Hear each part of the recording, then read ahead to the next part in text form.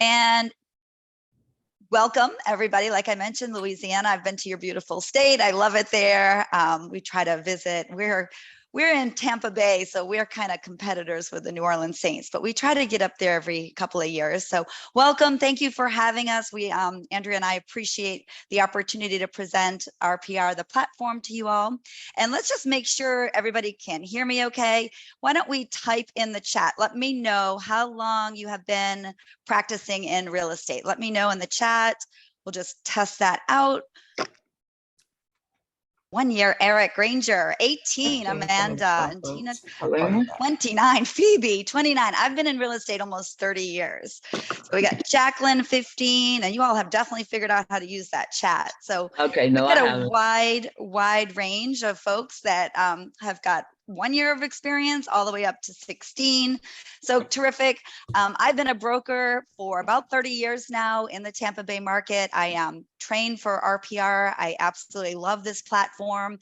If you are new to the RPR site, welcome. If you have experience, hopefully be able to show you some new features that maybe you haven't used before.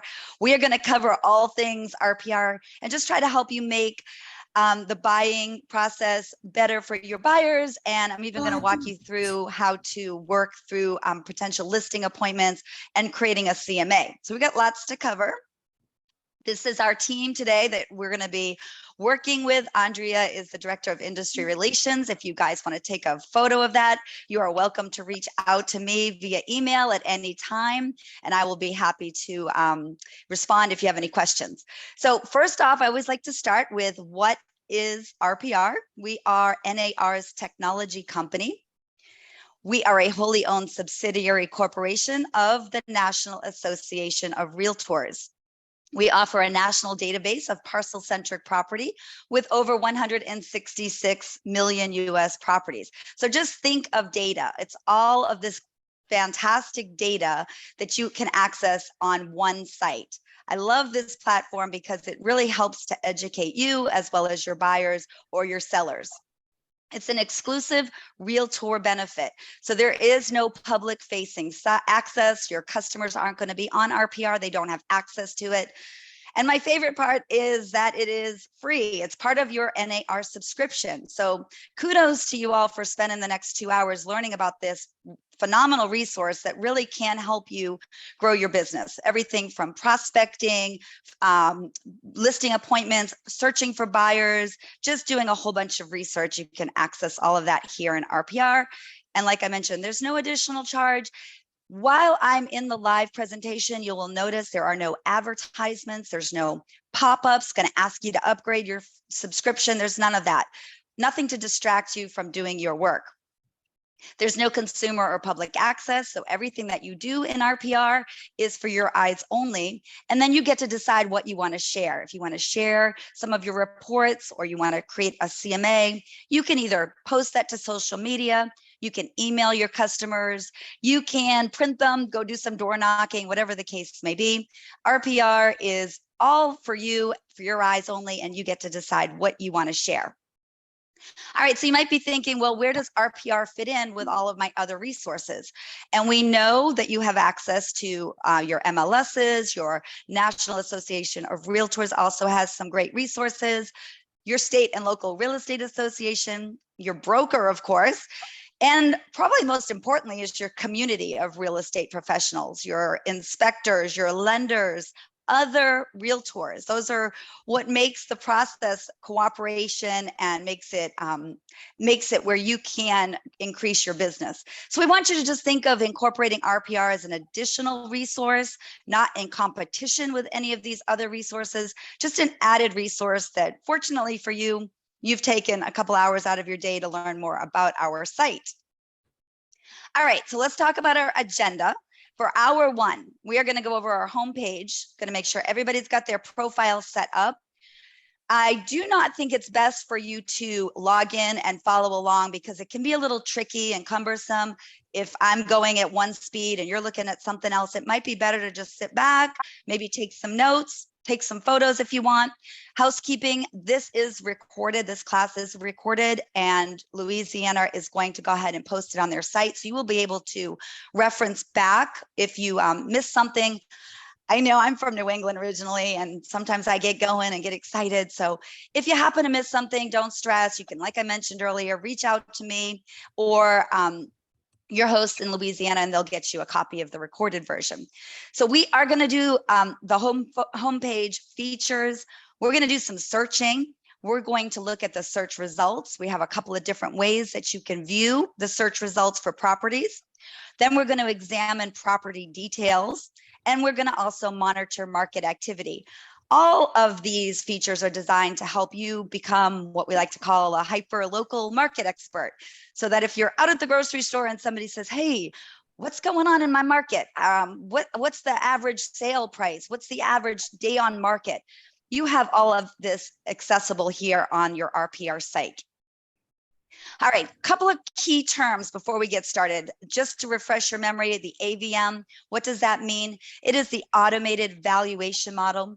The AVM is a value using only public records data. What we offer in RPR is the RVM, and that's called the Realtors Valuation Model. You'll see that frequently as we are doing our searches today. The RVM is a value of property, which will include the MLS active, solds, as well as off-market data. It's going to offer the highest accuracy of any valuation tool. Now, as a realtor myself, I know the intricacies when you are working with a client and they've already said, well, I've been on one of those third-party sites and I know what the value says my house is. You can kind of go back and look at the RVM and really educate your customer on what the RVM is, what the actual value is of the property, pulling in also MLS active, solds, as well as off-market data. So let me do a quick check-in, make sure everybody's good in the chat. Got about 92 folks. All right, a couple of things we're going to talk about as we get into the searching. We're going to get into our map tools. You'll see over here on the far right of our map tools, you've got access to all of these different tools when you are doing your searching. You've got one of my favorite things here is if you look over on the far right of your screen, you'll see the little car. So if you've got a client, and I've had this happen very, very often, they have to be within a certain distance. Maybe they don't want to drive more than 5 or 10 minutes to work. You can actually use some of our map tools to show them what their average commute time is going to be. So all of these map tools are incredibly helpful if you are searching for a buyer and you just want to educate them, like, you know for sure you could buy a home way up here, but you're going to pay a little bit less, but you're going to be in the car maybe 45, 50 minutes. So you can use all of these different map tools in our RPR. You've got your points of interest. So if you have a customer that is interested in learning about where the local restaurants are, or where are the libraries or post offices, you've got all of this data available to you to show your buyers or your sellers. Also, tremendous school data. And then you've got data layers where if your customers are interested in learning more about flood zones, things of that nature, you can use your map tools. And we're going to launch into the live presentation in a little bit, and I'll be able to demonstrate what I mean. All right, we can also do some searching through our geographies tab. When you're looking at this page, you'll see all of these different geographical tools that you can use to search. So maybe you have a customer that wants to be within a specific zip code, or maybe you have an opportunity to work with somebody that wants to purchase a property in an opportunity zone. And if you don't know what an opportunity zone is, that's an area that the federal government has deemed eligible for some federal financial assistance. So sometimes our investors really like to zone in on those opportunity zones. Sometimes we have buyers that could use a little bit of assistance with their down payment. I can show you how to search in opportunity zones for potential listings or active listings. So you'll take a look at this on our geographical tools. You've got all of these different geographies that you can search by. And then if you ever, yes, sir. Just a little point to help everybody. My screen was not showing anything on the right or the left. It was kind of taking a center out of it, and you have to hit fit to screen so you can see the whole screen. So other people may not be seeing it all either. Well, thank you, John. I appreciate that. Everybody else good? I'll give everybody a second. Take a sip of my Coke. Yeah, I'm having the same issue. I can see Mr. Howard, I can see Miss Van, and I can see myself, but I cannot see the entire screen. You're saying you John, cannot see the icon legend? And I'm Deborah Booker. Hi, Deborah. John, what was it Hi. that what Well, was to the left of my screen, I see an eye in a circle, but to the right, our faces are blocking part of Map Legend. For instance, I'm looking at Map Legend, but the pictures of myself, Miss Van, Miss Meyer, and Mr. Howard are blocking part of the right side of the screen. Okay, if you go up to the top right of your screen, you may see a little view. And if you click on view in the upper right, you should see several options and see a full Okay, it screen. swapped. Yeah, maybe I clicked the wrong thing.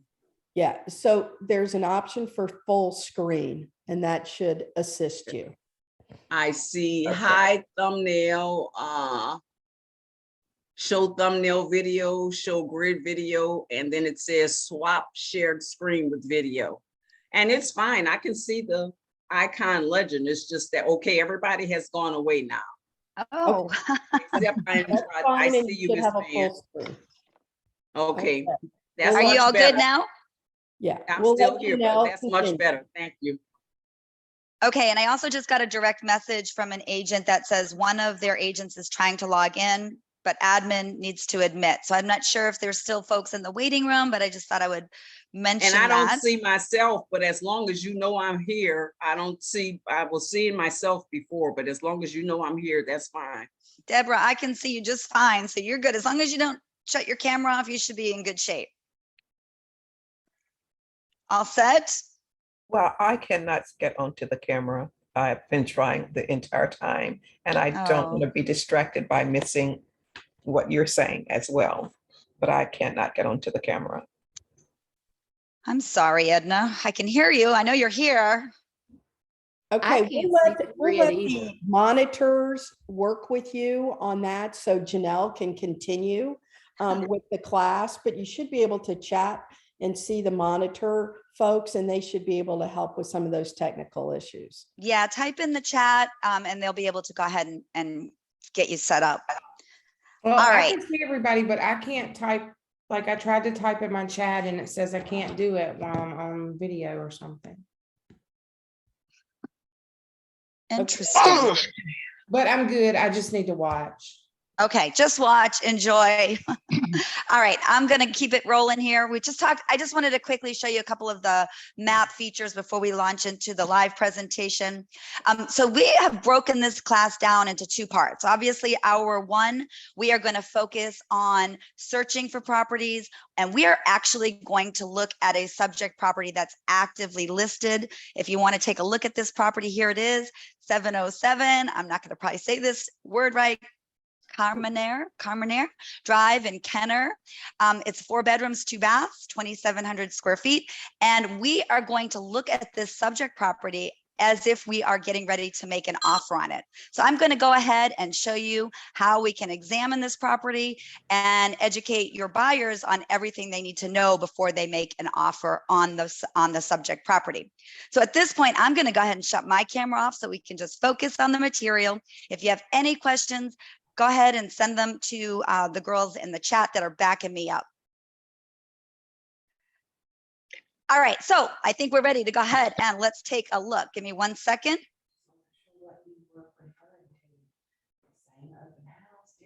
And we will be right there. All right, here we are. We're on our homepage.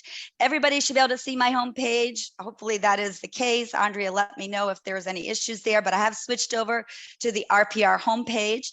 And here we are. Up here, you can see on the top left of your screen, your logo. And we are, because this is a 2-hour class and we're going to go over all things RPR today, we are going to start off examining our homepage and what you can do on this site. So over here, of course, you've got your home tab. We'll take you back to your home page. Next up, we've got our research tab. When I click on research, you'll notice that I can do a property search from here. I could do a map search. I could also search neighborhoods. So if you have a customer that has specific neighborhood that they are interested in, or you're trying to find them the perfect neighborhood that will be a great fit for them, you could go in and do a neighborhood search, pull up neighborhoods within a city. You can also do a school search, and from school searches, you could create a very comprehensive school report. It will give you all of the details on a specific school in terms of the school rating, maybe what community reviews are on that school. You can even, in some cases, access what the average SAT and ACT scores are within a specific high school. So you can also do a residential market activity search. And then we do offer some fantastic commercial site selection tools. So if any of you have ever been asked, do you do anything in commercial? And maybe you might be a little bit intimidated by that prospect.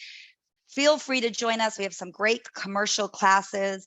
And I was actually presenting one last week, and I stumbled upon a listing, a residential realtor that I've been friends with forever. He listed a $13 million commercial property in downtown Tampa, which was actively under contract. So keep your options open. If you have an interest in learning more about the commercial tools in RPR, I would encourage you to join us for some of our commercial classes. Today, we're just going to focus on residential, but we do have some great commercial tools as well. Next up, we've got our marketing tab. And we are going to go over in hour 2, we are going to spend some time on our prospecting tools. We're going to go over how to build a farm list, mailing labels. I'm going to show you how to create a list of potential sellers that have owned their properties a certain length of time. So we're going to analyze the data, and then we're going to go in and build a beautiful farm area complete with mailing labels. So everything you need for marketing is right here in RPR. Everything from who to send stuff to and what should you send them. So join us if you have time for a more comprehensive look at our marketing materials. We do offer some marketing classes, or you could just simply go down to the bottom and get a quick tutorial on some of our marketing tips in RPR. All right, so we talked about marketing, and we talked about hour 2. We're going to spend some time building that farm list. But you need to know what to send to your customers. What are you trying? What's your message? What's your brand? So we look over here to the next tab, and that's going to be our reports tab. When I click on my reports tab, you'll notice I have 8 different residential reports. I've got my property report, a seller's report, which if I'm going to go ahead and create a CMA, that's a great report to build a CMA. If maybe I'm doing an open house and I want to create a property flyer, or I just want to, if I'm showing a property and I want to just do a short property flyer for my buyer, I can do that as well.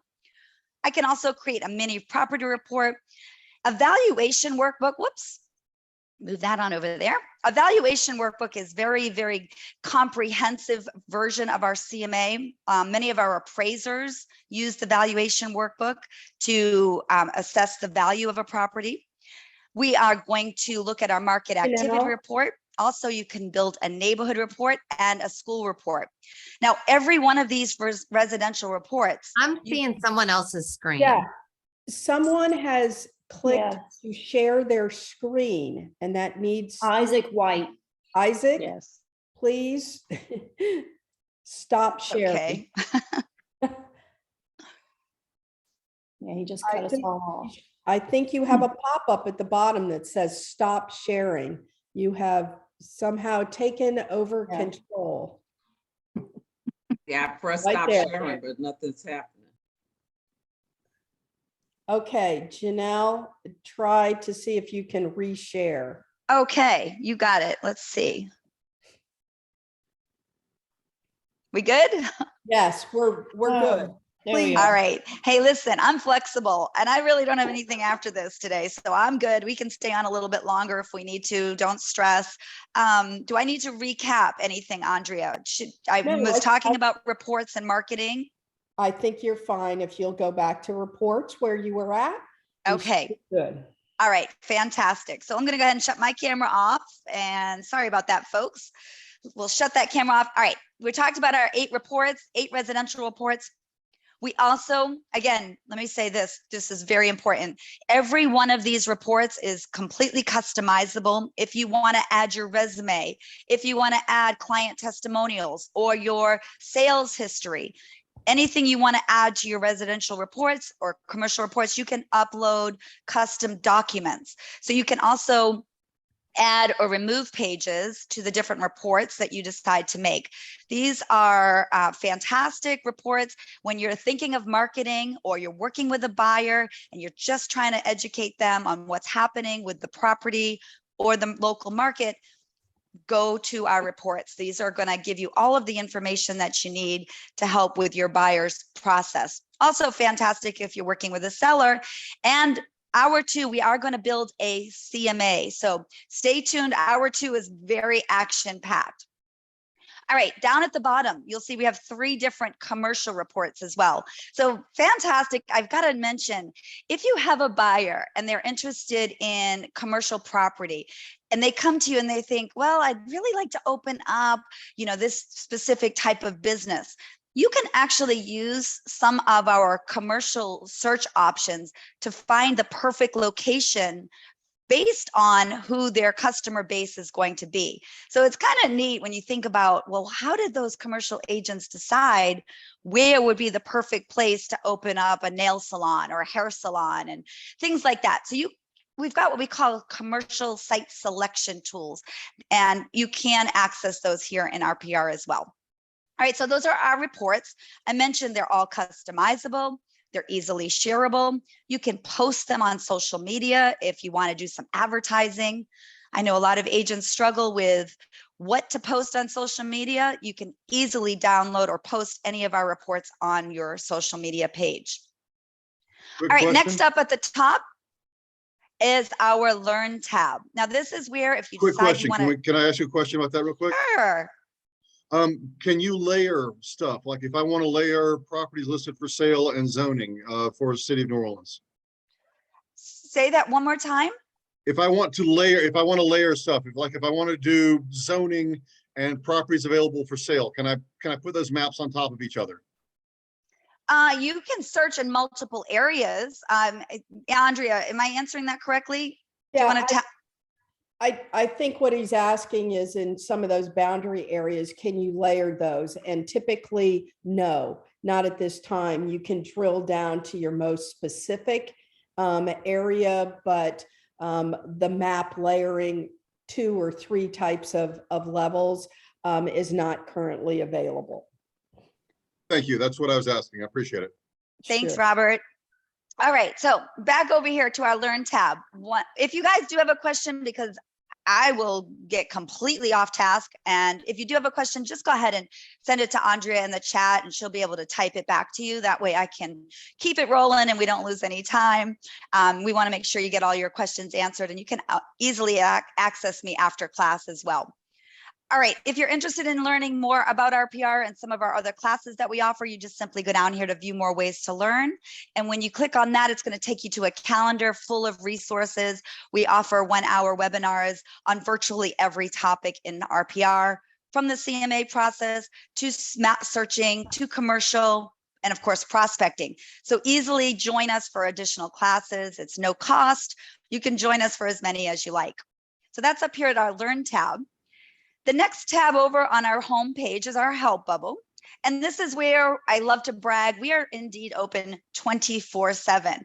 Now, I hate to say it, but I actually called our help desk this morning because I was having a little technical issue, and they answered within 20 seconds. And the girl instantly fixed my problem, helped me out. So even us trainers run into some technical difficulties. So don't be afraid. We're 24/7. There's always somebody to live chat with you, or you can easily call like I did, or you could email the support team at narrpr.com, and your help tab will always be stored for you on your homepage. So don't be afraid to reach out if you have a question. We want to help you. We want to make sure that we're here for you. We want to make sure that you are maximizing your benefit.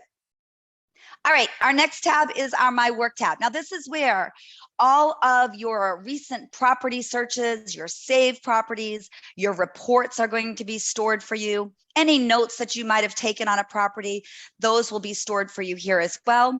And if you want a quick tutorial on your My Work tab, simply click on that and it'll take you through kind of some how-to steps. But I love this because I know as a realtor in a busy life, I'll be working away, or maybe I'm on the mobile app and I'm doing some searching and I forget to save my search. All I have to do is pull up my RPR site, and my most recent properties that I was looking at, or my most recent searches, are automatically going to be stored for me. So it really makes it very helpful if you do like me and you just get distracted in different directions. You can simply come back to your My Work and it will be there for you. All right, now this is really, really an important part of our first hour. This is where under our picture, I've got my picture set up. We're going to click on our drop down arrow and you guys will see that you've got your profile tab. I'm going to click on my profile. And this is where I want to make sure that you all have uploaded your photo. If you have your own personal logo that you want to upload, you can go ahead and do so here. It's very important that you don't do this right now, but do it sometime this afternoon. Make sure you've got your profile set up and that it is accurate. Because if you are indeed creating any of these reports, or you are making contact with your customers through RPR, you want your picture, your branding to be included.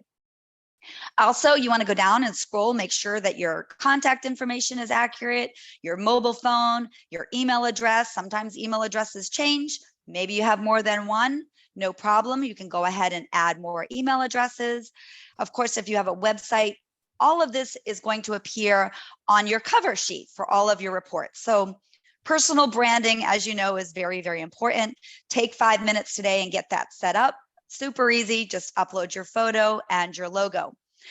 Now, if your broker hasn't already uploaded their brokerage logo, we want you to reach out to us and get that set up. So that way your broker's branding is also included on your report features. So scroll down here, take a look at this RPR mobile app. We're going to spend some time at the very end of class going over the mobile app. For me, the mobile app is one of the greatest assets because we're always on the go. We're always on our phones, and you can conduct buyer searches on the mobile app. You can create a CMA. You could even share your contact information in the mobile app. So I'm sure you've been in a situation where somebody asks you if you have a business card and maybe you ran out without it. You can exchange your contact information right from the mobile app. So get that mobile app downloaded if you haven't already done so. It's very easy. And I'm going to show you at the end a few of my favorite features in the mobile app. But certainly searching for properties is phenomenal when you're out there on the field and your buyer, throws you a curveball and says, boy, what about that house? I would really like to see it. And of course you didn't set it up because it didn't meet their criteria. You could go ahead and access the property from the mobile app and reach out to the agent and set up that showing right from the mobile app. All right, let's go down. Make sure your MLS is synced up here on your RPR account, and also your license number. I always kind of like to have my license number included on my reports, as well as any assistant users. If you have any, you can go ahead and add them here.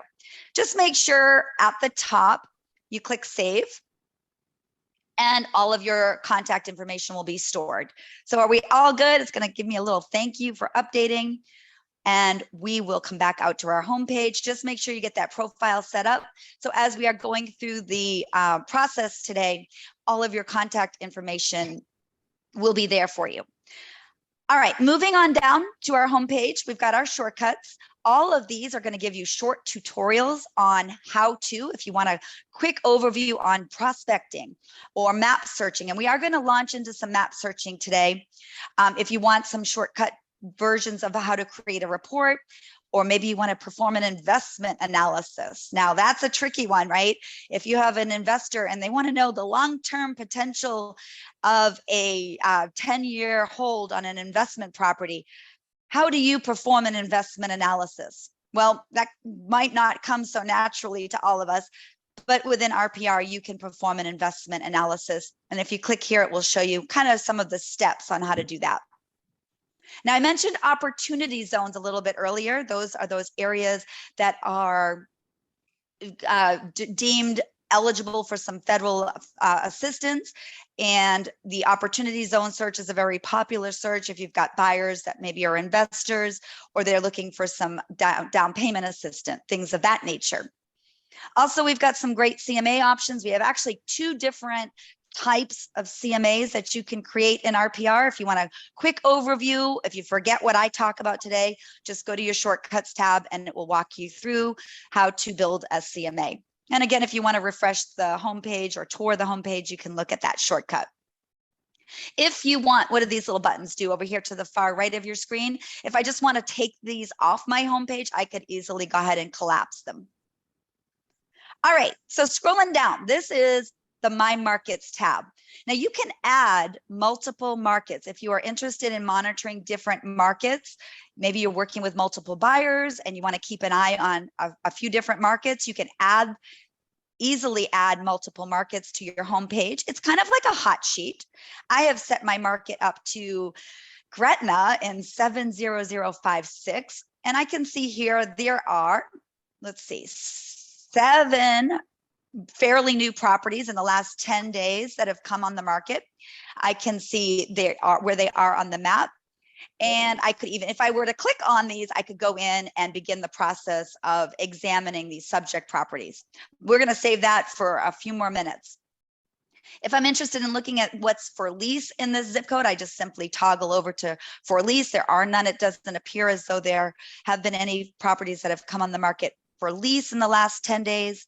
But we do, this is kind of new, right? Price changes. We know about you all, but in Tampa, we're starting to see the market, the inventory shift a little bit, which is kind of good news for our buyers. We're starting to see price changes. Maybe what are they calling it now? Price improvements. Back in my day, back in the old days, we call it a price reduced, but now they're calling it a price improvement.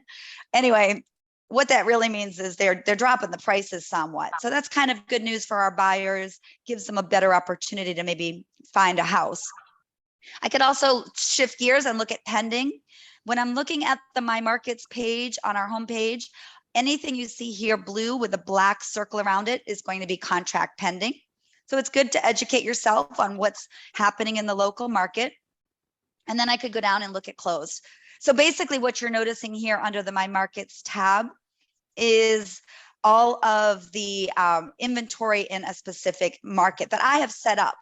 I could also take a look at distressed properties as well. It looks like we have none, so I'm not going to go ahead and click on that. But anytime you see anything in red in RPR, it's going to be a distressed status. Maybe it's in pre-foreclosure or it's already in foreclosure. So keep an eye out on that. Now, if I want to add, excuse me, somebody have a question? I hear somebody chatting. Yes, please. On say closed for sale, over what period of time is that? These are changes that have happened in the last 10 days. I see that now at the bottom. Thank you. Okay, I know it's kind of gray, right? It's not the easiest thing, but that is changes that have happened in the last 10 days. Janelle, So yes. There was one question and I did put it in chat, but I think it's important for everybody to hear this, is that MLS data from all your local MLSs are integrated into RPR and they are updated constantly throughout the day. Most MLSs through our data feeds are updated every 15 minutes. So the activity that you're going to see from MLS data is updated throughout the day. Okay. Thank you. I think Phoebe asked that question. It's a great question. Yes. So almost instantly. And public records data, which we're going to do some public records searching as well. And that can vary, you know, and again, I'm dating myself, but back in my day, way in the beginning, it would take months for public records data to update. And now in our market, public records data is updated pretty darn fast, usually within a week or so. So we get pretty great updates. MLS is almost instantly. Public records data is subject to the county, or I guess the parish that you are getting your data from. All right, if I want to go in and add additional markets, super easy. I just click on add and I could go in and update this. I could type in, let's say New Orleans, and just add an entire market. If I want to monitor the entire New Orleans market, I just click on it, scroll down, make sure it's there. It did come. If I want to remove it, if I decide I want to take it out, I'm done looking at this market, just simply click on remove. But you want to make sure that you click on save. It's going to say, thank me for updating. I'm going to close this out, go back to our homepage. And then all I have to do now, you can see I teach national webinars. So I cover a lot of area throughout the country. But if I want to shift gears and I just want to look at what's happening in New Orleans, just click on it. And holy cow, what do we got? We've got 185 active listings. We've got 128 for rent. We've got 148, 202 that have gotten price changed, and we've got 148 that are contract pending. Also, we've got 18 distressed properties in New Orleans. So it's a really great way to keep an eye on your local market. And I'm going to tell you, hopefully we'll have time towards the end, but anything you do here on your My Markets, you can access on your mobile app. So if you're on the go and you're out there and you're just curious of what's happening in the markets that you're kind of keeping an eye on, you can easily pull all of this up on your mobile app. So make sure you get that mobile app downloaded. I think we read yesterday that almost 50% of our RPR users are exclusively using the mobile app. So you can pretty much do anything on the mobile app that you do on the desktop version. Also, it's automatically synced. So just by virtue of me adding New Orleans as a My Market that I want to watch, it will automatically be pulled up on my mobile app when I go to my phone and take a look at it. All right, so My Markets is like a hot sheet. It's just that. It's just that simple. One more thing I want to show you. Let's go back in under our ad. You can set your listing settings how you would like them to appear. So if you want this little icon that says new to appear, you can decide what is new to you. Is it new within the last week? If I toggle this guy over and I would say, all right, anything that's happened in the last 3 days, I want it to flag me as being new. I can just simply set that any way I like. Maybe I want to know what's happened in the last 24 hours. Or I can go all the way down here and I can bring it to 30 days. So you get to decide what appears as new based on your listing settings. All right, and that works for commercial as well as properties that have sold or for lease. Now sold, if I want them to be set as recently sold, I could set that all the way back to 180 days. So really what you want to do, hopefully this is kind of a broad overview. You want to get in and practice with the RPR site. You can't hurt the system. Look at all of these My Markets that I keep an eye on. I like to look at Orlando and Safety Harbor, Florida, and Tampa. And today we're working in Louisiana. Just make sure you click on save and you'll be good to go. Super easy. And again, I always like to drive this point home a couple of times. You'll notice as we're out here on our RPR site, there are no ads, there's nothing popping up distracting me from doing my work. All right, just a couple more things on our homepage. As I scroll down at the very bottom, you'll see if you have listings, they will appear here. I don't have any current listings, but if I did, they would appear under the My Listings tab. Any properties or reports that you've created, you could also view them from your homepage. You have a couple of different ways to view these. You could look at your reports up here. You could look at them over here under My Work, or you could go down to the bottom under your properties and view your work that you've done here as well. Over here to the right, you've got your My Searches that are saved, or you could toggle over and even look at recent searches that maybe you forgot to save. All right, down the bottom, please, I hope you will take this from me. Join the Facebook conversation. Lots and lots of great updates come through Facebook regarding RPR. Oftentimes you'll hear from other realtors that are using the RPR site, and you'll get kind of how-to tips or things that they are loving, and they'll share them on the Facebook site. So if you haven't already joined Facebook with us, go ahead and reach out. It's very easy. And Also, you'll be kept up to speed on upcoming classes, any data enhancements that we're doing to our site. So anything new, the latest and greatest. In fact, I get so excited because our marketing team has just created a whole bunch of customizable marketing materials that they're getting ready to launch. So again, it takes all of that added pressure of you having to go out there and find somebody to create those marketing materials for you. It's all part of your RPR subscription. So get on Facebook if you haven't already done that. If social media is your thing, then please join us and follow us on social media.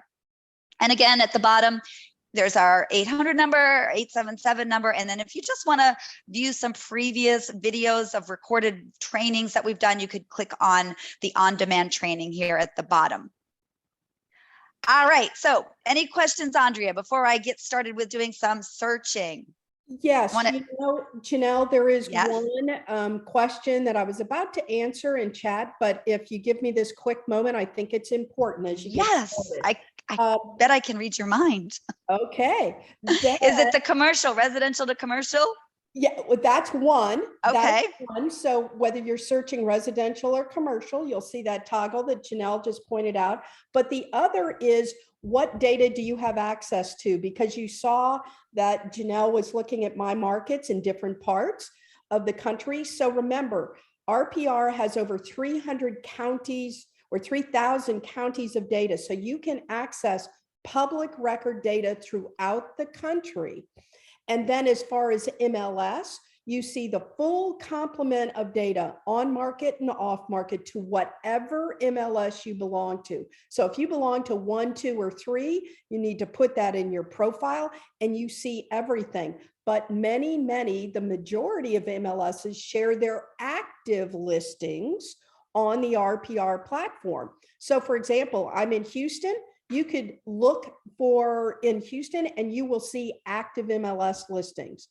And then keep in mind, public records has, all that deed and mortgage information. So all that's public record. So you're seeing the full complement of public record data, MLS data, full complement wherever you belong to an MLS. Then other MLSs do share active listings. Many do. Okay, so just wanted to make sure that was clear for everybody. Terrific. Thank you. Thank you so much. All right. So thank you for that. I was going to show you real quickly, if you want to toggle from residential to commercial searching, it's very easy. It's to the top left of your screen. Just click on commercial and you can go in and see the commercial properties. You could do a complete comprehensive commercial search. Today we're focusing on residential, but don't be intimidated by commercial because I'm going to show you really quick one thing. Under commercial, you've got these different property types. Take a look at that. If you have a buyer or somebody that's looking to open up a restaurant, or maybe they want to open up land is a hugely popular search right now because you can find inventory is a bit low. So a lot of buyers are going to vacant land searches and maybe building their own properties. And sometimes land falls under commercial as well as residential. So look at all of these different commercial property types that you have access to, and don't be intimidated to go out there and search and work towards representing a customer on a commercial property that they're interested in. So very easy, just simply toggle over to on the left of your screen from residential to commercial.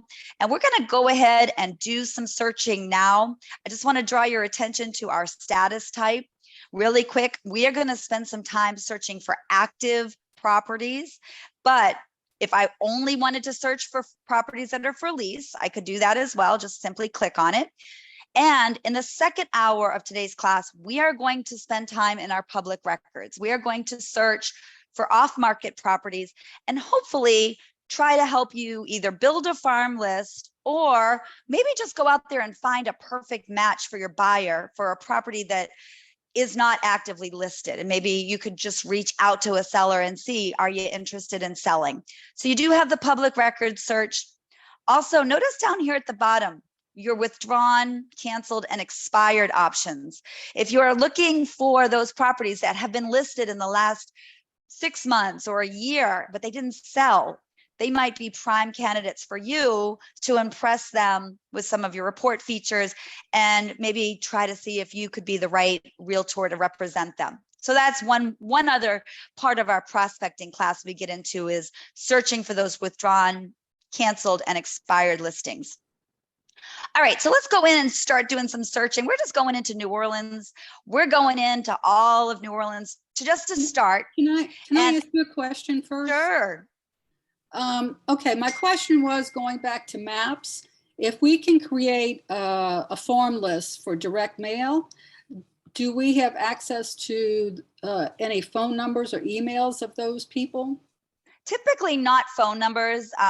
Usually you'll have access to, we don't usually see phone numbers or email addresses. So you can do a search by absentee owners.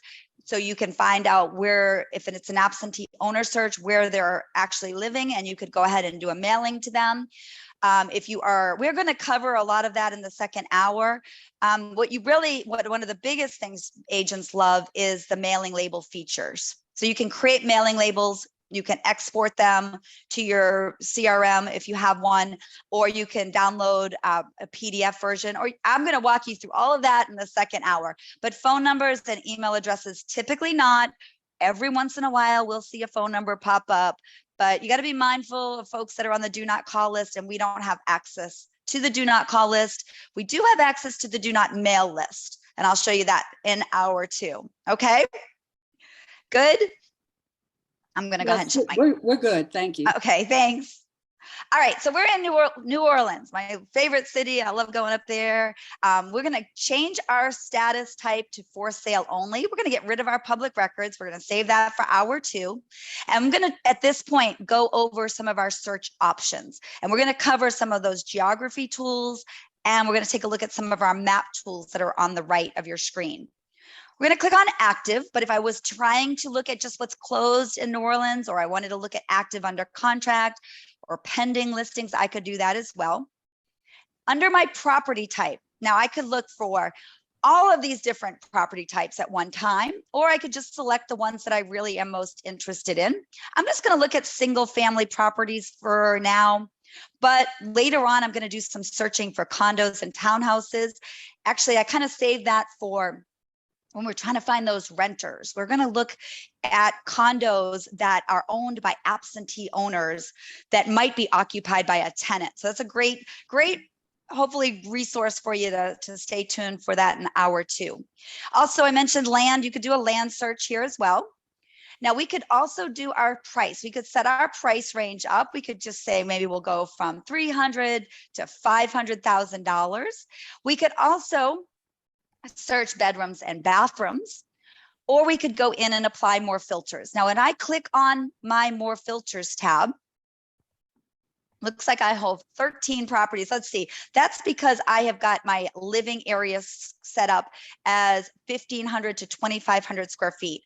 I'm going to go ahead and exit that out and just do a search from 300 to 500,000 in the New Orleans area. When I scroll on down, now I'm going to unselect time ownership because that stored that from an earlier search. Let's see what I've got. Now I have 309 properties that are in New Orleans actively for sale between 300,000 and 500,000. If I want to add my square footage, I could go in and say, maybe they want 2,000 or more. What does that do to my search? Now I have 106. So at any time you want to apply any of your filters, you've got all of these different filters that you can choose from. You've got bedrooms and baths, like I mentioned.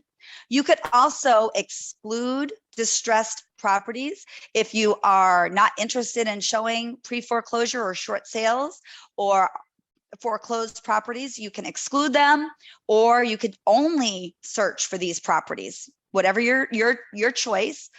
Maybe you're a new agent and you just want to spend your weekend doing open houses. You can certainly go ahead and do that. You can search only open houses. You could apply standard land use for lots and land. You could also, this miscellaneous field, we're going to get into this in the second hour where we're doing some absentee owner searches. And that's going to help us when we're looking for those potential tenants that are renting. So we could also look at time owned, which is really helpful for prospecting because it doesn't make a whole lot of sense to be marketing to somebody that has just bought their property in the last 0 to 5 years. You might want to reach out to those homeowners that have owned their property a little bit longer. And I'm going to show you how to conduct a search on ownership time a little bit later. Over to the right, we've got our keyword search. We've got, if you are looking for a buyer and they must have a 3-car garage, or maybe they want granite countertops, any of these keyword searches, pools are very popular in Tampa. You could go ahead and apply any of these keywords to your search. Or if you don't see the phrase or keyword you're looking for, you could go ahead and simply type it in. All right, so from here, we can go ahead and click on update and search. Now I have my 106 properties. There they are in all of New Orleans. Now let's talk about how we can view these 106 properties. Over to the right, we can look at them in a list view, and it's going to sort them by price. Look at that. This is a beauty right here. I could change it. Maybe it automatically went from highest to lowest. I could sort them, rearrange them from lowest to highest by just clicking on price. I can see that this property is relatively new on Apricot Street. It's 4 bedrooms, 2 baths, 2,100 square feet. It was built in 2020. And I could go ahead and even save this property if I would like. I could just click on the little heart and it will save that property for me. Where will it save it? Right up here under my work. So at any time you see a little heart, you click on it, you're telling RPR that you really like this house, and it will be stored for you as a saved property. All right, so this is our list view.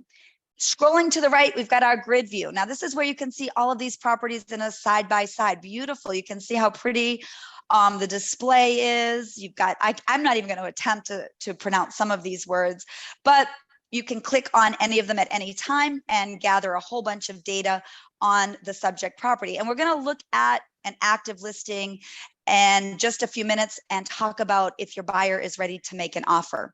So you've got your list view. It's going to be all in a list format. You got your grid view over to the right, and it's going to be nice and side by side, whatever view you'd like. And then of course you've got your map view, which takes us back out to what our map looks like.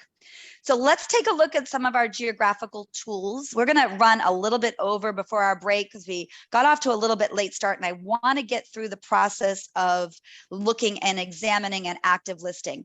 So this is where, under your Show Geographies tab, all of those geographical searches that you might want to look at are available to you.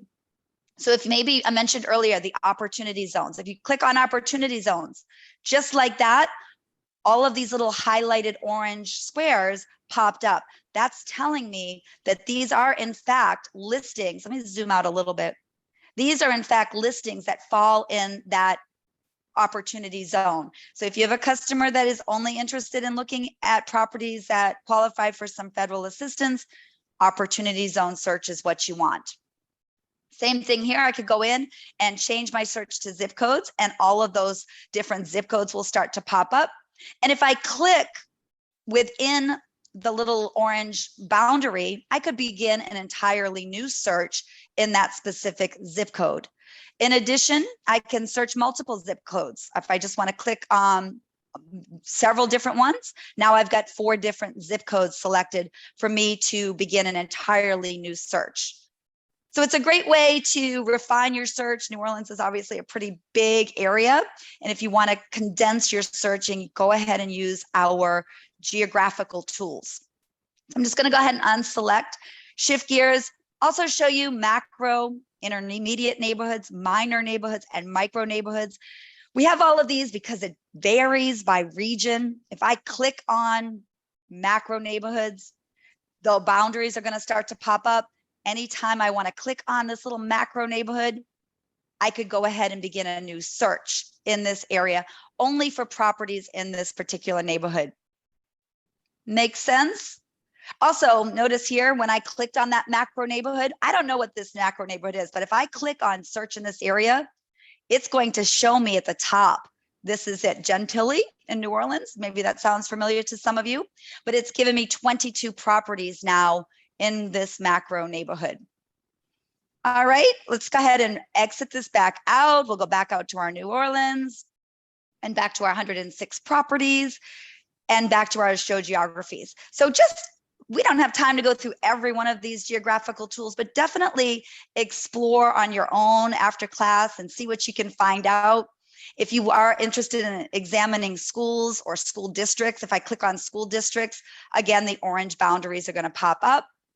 Or if I want to look at maybe high schools, there they are again. Now, keep in mind, always a word to the wise, school boundaries change. We know that, right? I know for sure that happens. So you always want to do your due diligence and verify, but it's a great starting point. I don't know what this school district is, but by clicking on search in this area, I just found out that it's Riverdale High School. And these are all of the properties that as of this time are zoned for that school district. But always do your research on the high schools, or all schools, I should say. All right, so let's go back out to our Louisiana. We talked about our geographies. Just take a look at this, explore it, play around with it, and it really will help you with your searching when you're searching for buyers.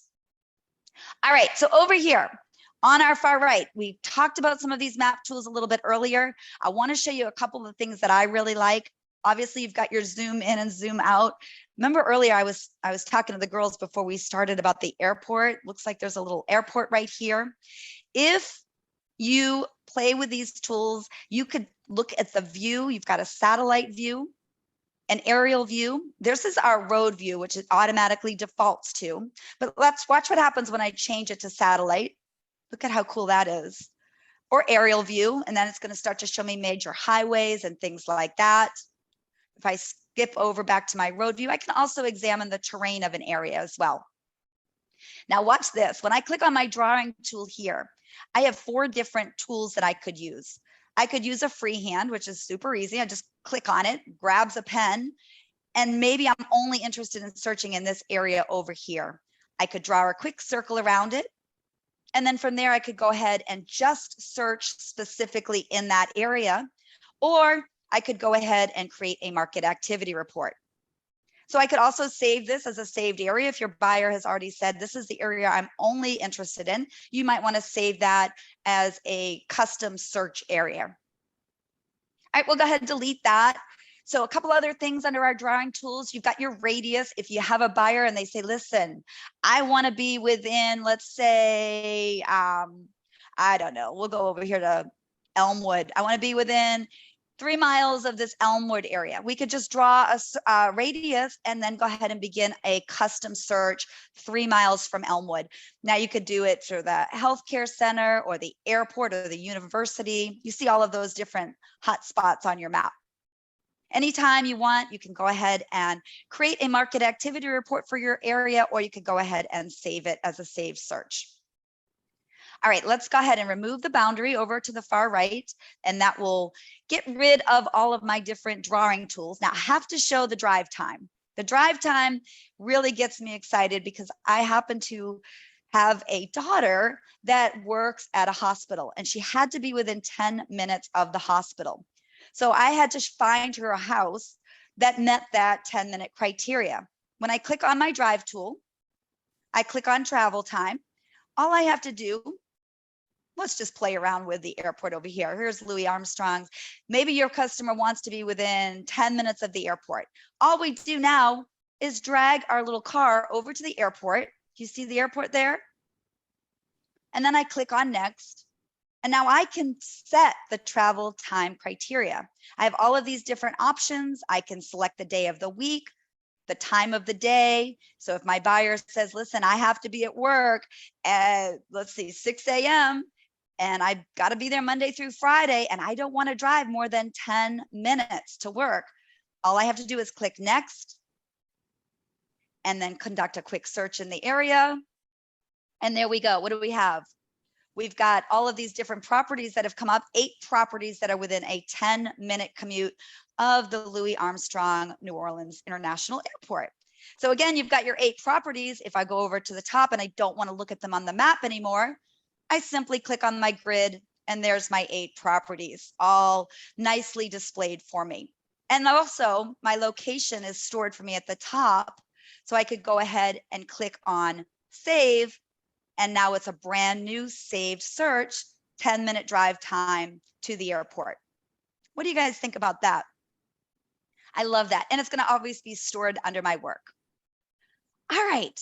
So that's how our drive time tool works. Let's go back over to our map, just explore a few more things. We talked about our drive time. If you have a customer that wants to know what the traffic counts are, they want to buy a home, but they're not really sure, they want a lot of cars driving by, you could even show them what the traffic counts are. Just click on traffic and you could apply all of these traffic counts. And look at that. Look at how fast and beautiful it all just pops right up for us. So if they're interested in this particular property over here, you can show them that on average, 8,900 cars travel daily by that property. So again, it's all about the data, and we've only scratched the surface. We've got lots more to cover. Let's go ahead and remove my drive time and quickly show you the points of interest. I mentioned this a little bit earlier. You've got your points of interest. All of these options are available. If your customer's interested in learning about where the local parks are, just click apply. And there they are. They'll start to pop up. I click on the little black dot and there is a travel park, or I can click over here and there's Jefferson Parish Parks and Rec. So get in there and play around with your points of interest. I always like that because when you're working with a buyer and maybe they have a need to know where the local daycares are, just click on daycare and show them where it's at. Click on apply, and now all my local daycares will start to pop up. There it is. Pretty good stuff, right? All right, let's clear this out and talk about schools. When I click on my schools, you'll notice I have public, private, charter, as well as elementary, middle, and high school. You can choose any of these. I'll just click on and look for public high schools only. If I click apply, there they are. Just like that, all of the local high schools are going to pop up. And if I click on my graduation cap, I can see CF Rowley Alternative, and I could even see what the school rating is, and I could go ahead and create a school report from here.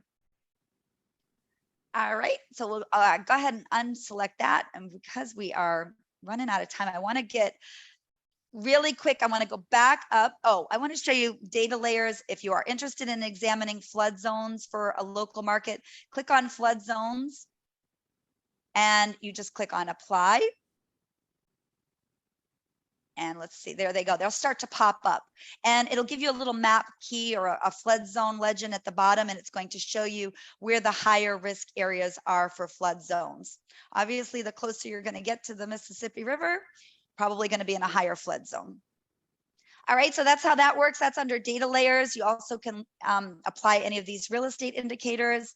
And then if we scroll on down one more, we can look at our legend. Our map legend is going to be a cheat sheet. If you forget what all the circles and the squares mean in RPR, you can refer to your map legend and it will explain to you what you're looking at. All right, so let's see, let's clear this out. Scroll on back up. Let me check in with Andrea. Oh yeah, you're absolutely right. Commercial searches, the traffic counts for commercial is very, very important. If you have a customer opening up a retail spot or a new restaurant, they're definitely going to want to know what the traffic counts are. So it's all about the data, right? Over to the left, you've got your geographical tools to search geographies, and to the right, you've got all of your map tools to really zone in on specific data. Okay, so let's go ahead and now I'm going to give 5 more minutes and then I promise we'll take a quick break. We are going to go in and examine a subject property. We're going to look at a property that is actively listed.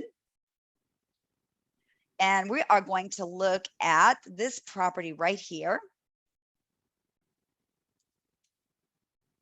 Oops, that's not the one I wanted. Sorry, my fault. That's hour 2. Hold on.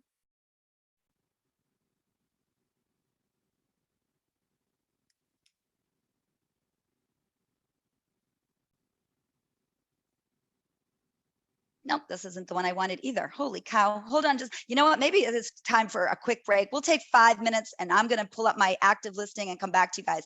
So what time is it? It's 12:11. We'll be back here at, how about we say 12:16? Does that work for everybody?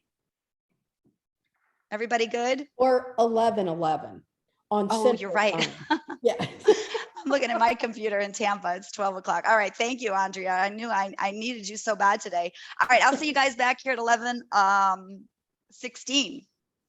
And I would tell everybody, just stay logged in, don't log out. Yeah, Just don't put log out. yourself on mute, and you can stop your video if you like, but just remember to bring your video back online. Okay, guys, I will stop my video. I'm going to go ahead and pull up my property, and we'll come back and we will get ready to make an offer on a property. And we're also going to go through the process of going on a listing appointment. So come back to me in 5 minutes and I'll see you in a little bit. Thank you.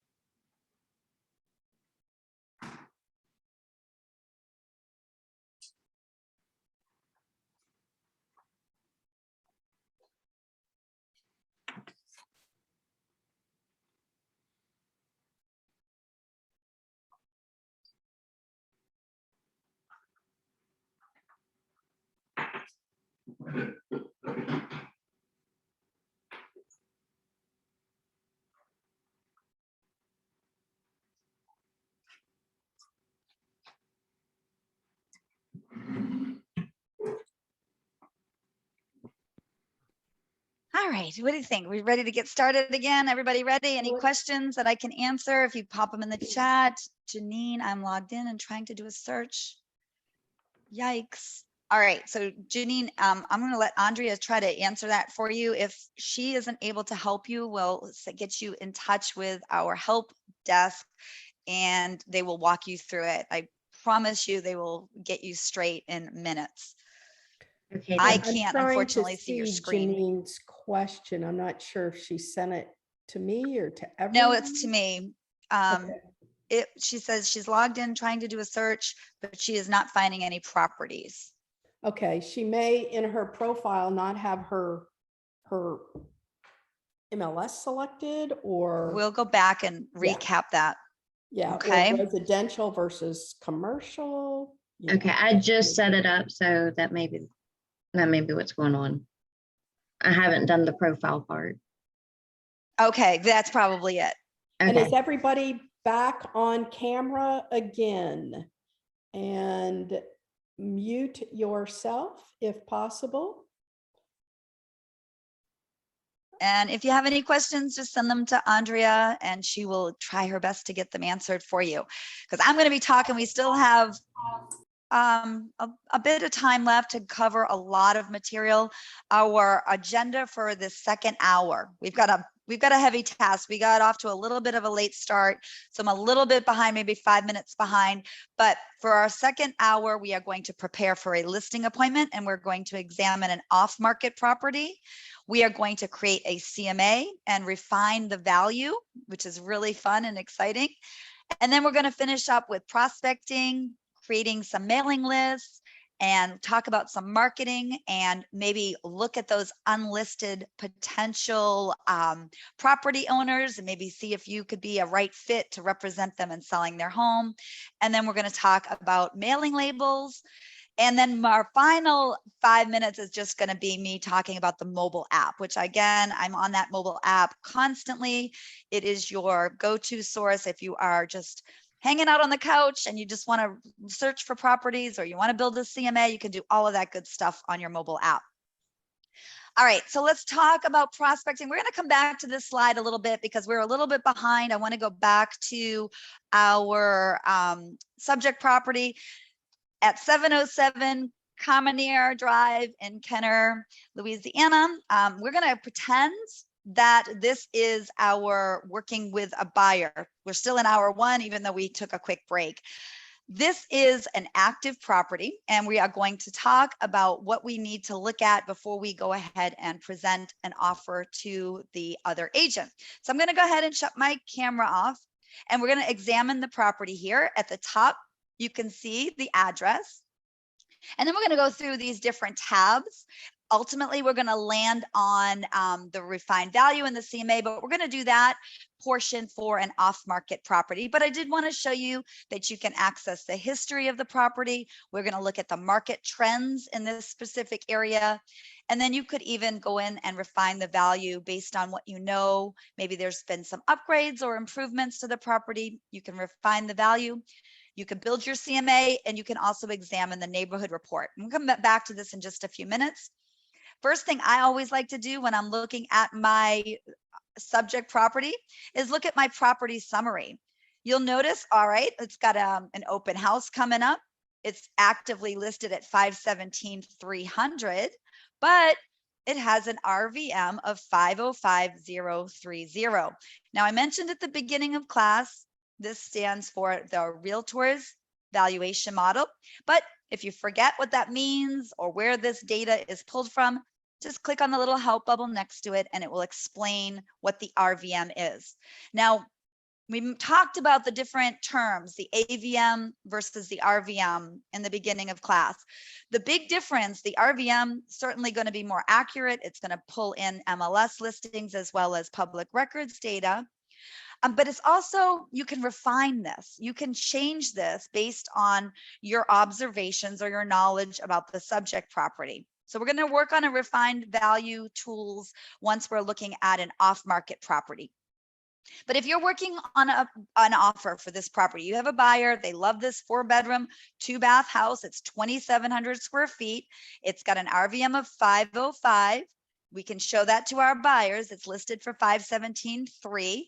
And your buyer may say, well, you know, where did y'all come up with that 505? we can simply click on our View Details tab.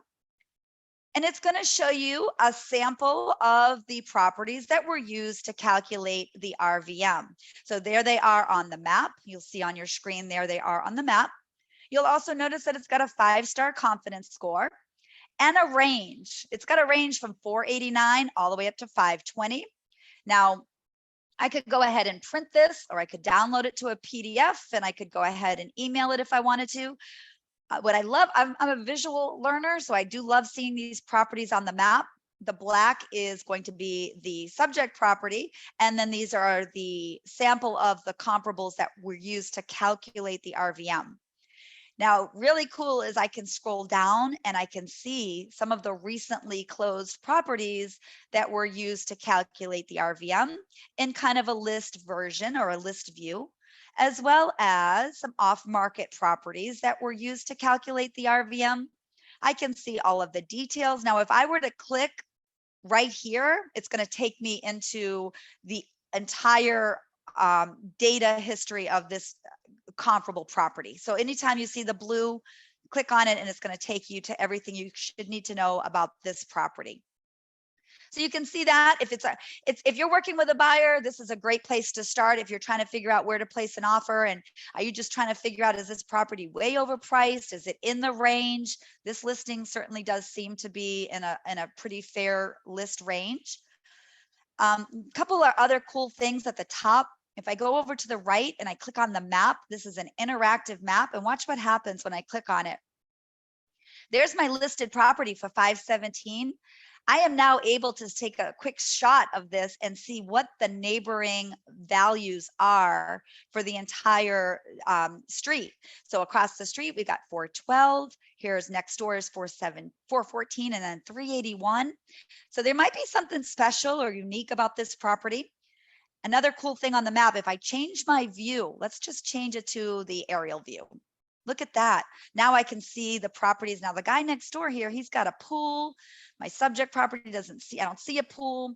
So you can just kind of analyze the neighborhood and see what's happening and exchange this information with your buyers. I'm going to click back on my road. I always love the map because it's really quick and easy way to see what's happening in the neighborhood. So down here, I could scroll through and look at all of the different pictures of the property. Looks like it's a vacant property. Go through all of the listing agent's photos. To the right, I can access the listing agent's contact information. If I want to reach out to Miss Cindy, I could email her or I could contact her. Keep in mind, if you're on your mobile app, there's even an option for you to click on call the agent, and you can really quickly reach out to that agent while you're on the go. So no more fumbling around looking up listings. It's super easy in RPR, especially on that mobile app. All right, looks like there's an open house over here coming up on this weekend, is it? Or no, it's last week, I guess. Under our additional resources, remember I mentioned that investment analysis option. You have access to Valuate, which is a great resource if you're working with investors and they want you to calculate the long-term investment potential of a subject property. You will need to set your account up, Valuate. It's very easy. If you have trouble, reach out to us and we will help you get that set up.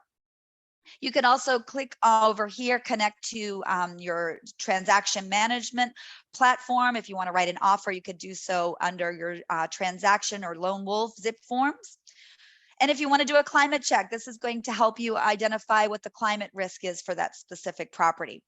So I guess basically what I'm really trying to say here is everything you need to know about 707 Commernier Drive is accessible for you right here on this page. Let's scroll down.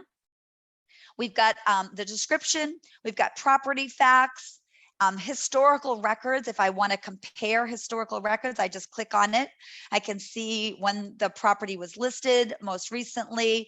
I can compare it to, let's see if there were other, it looks like there was no previous listing records. So it's going to compare it to the public records data, which is okay. I can scroll down here. I can take a look at the schools. Remember, I mentioned you get school ratings, all easy to access. You could just click on any of these and it will give you a full overview of the school data. And then we could also scroll down and take a look at the AARP livability index and just kind of get an overall glimpse of what the market is and this zip code and how it compares to other parts of Louisiana and Louisiana as a state. We can scroll down if we're getting ready to make an offer. One of the most important things that you can access is the public records data and terms of legal description. You'll see that at the very bottom, as well as ownership facts. Is it owner occupied? Yes, it is, although the pictures would indicate something different. Maybe they just moved out. Tax information, you can scroll back and look at previous tax information, and super important is mortgage data. Many times you will see mortgage information and you can kind of get an idea of what you're working with here. Looks like they have a recorded mortgage in 2019 of $125,000. And what are they asking for this property again? Are we asking 517? So we know we got somebody that's got some significant equity here, and that might be a good variable to consider when you're making an offer. You know, all these things come into mind, right? It's vacant. They don't owe a lot of money on it. You know, maybe they're ready to negotiate a little bit. But the point is, you can access all of this data right here on your property information page.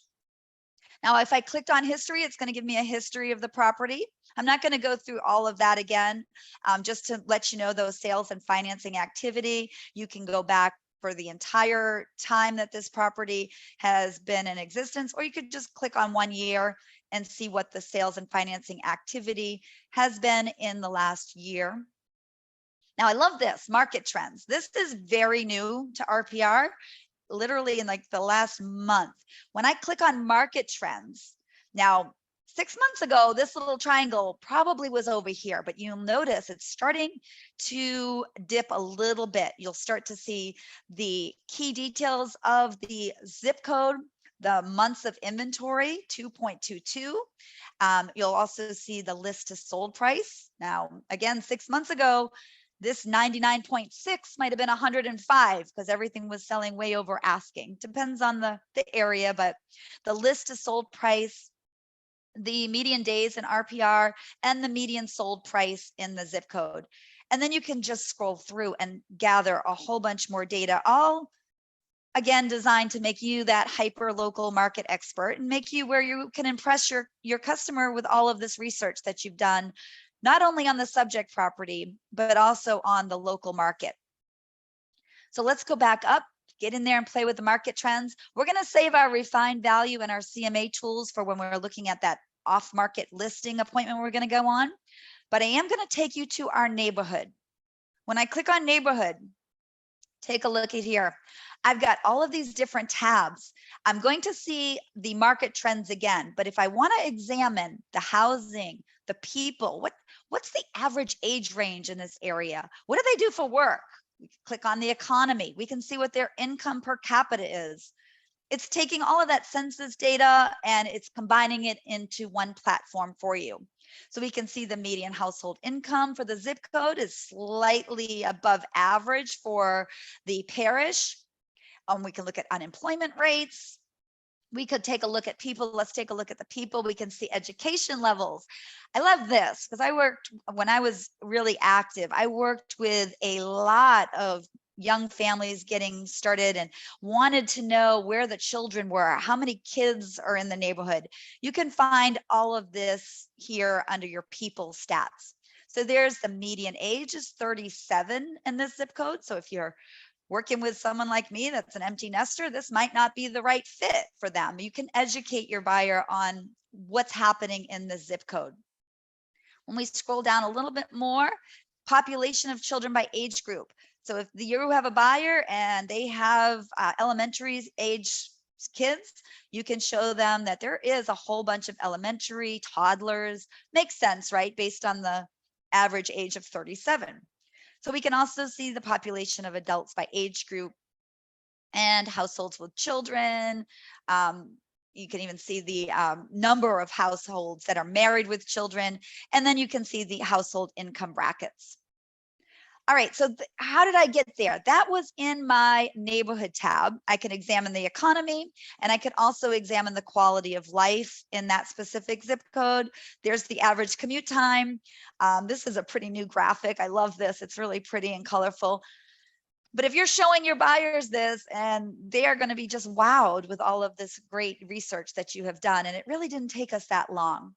You can see 23,000 people tend to drive to work, most of the commute. You can even see the average monthly temperatures in that zip code. So that's under our quality of life tab. And I'm going to scroll back on up and just go back out and show you one more time real quick. How did I get there? I was on my subject property. I've already examined the active listing information and the mortgage and the tax information.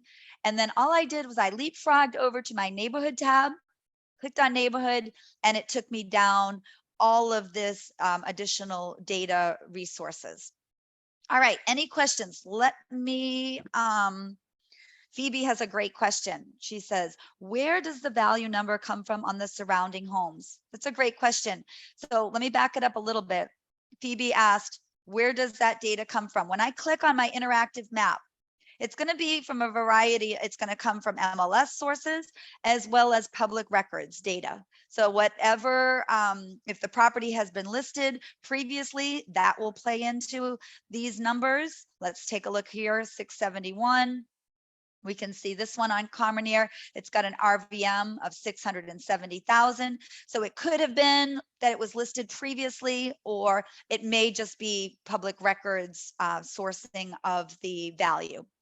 Does that make sense? Let's take a look at this one, 580 over here. Actually, this is the one we're going to work on for our active listing appointment.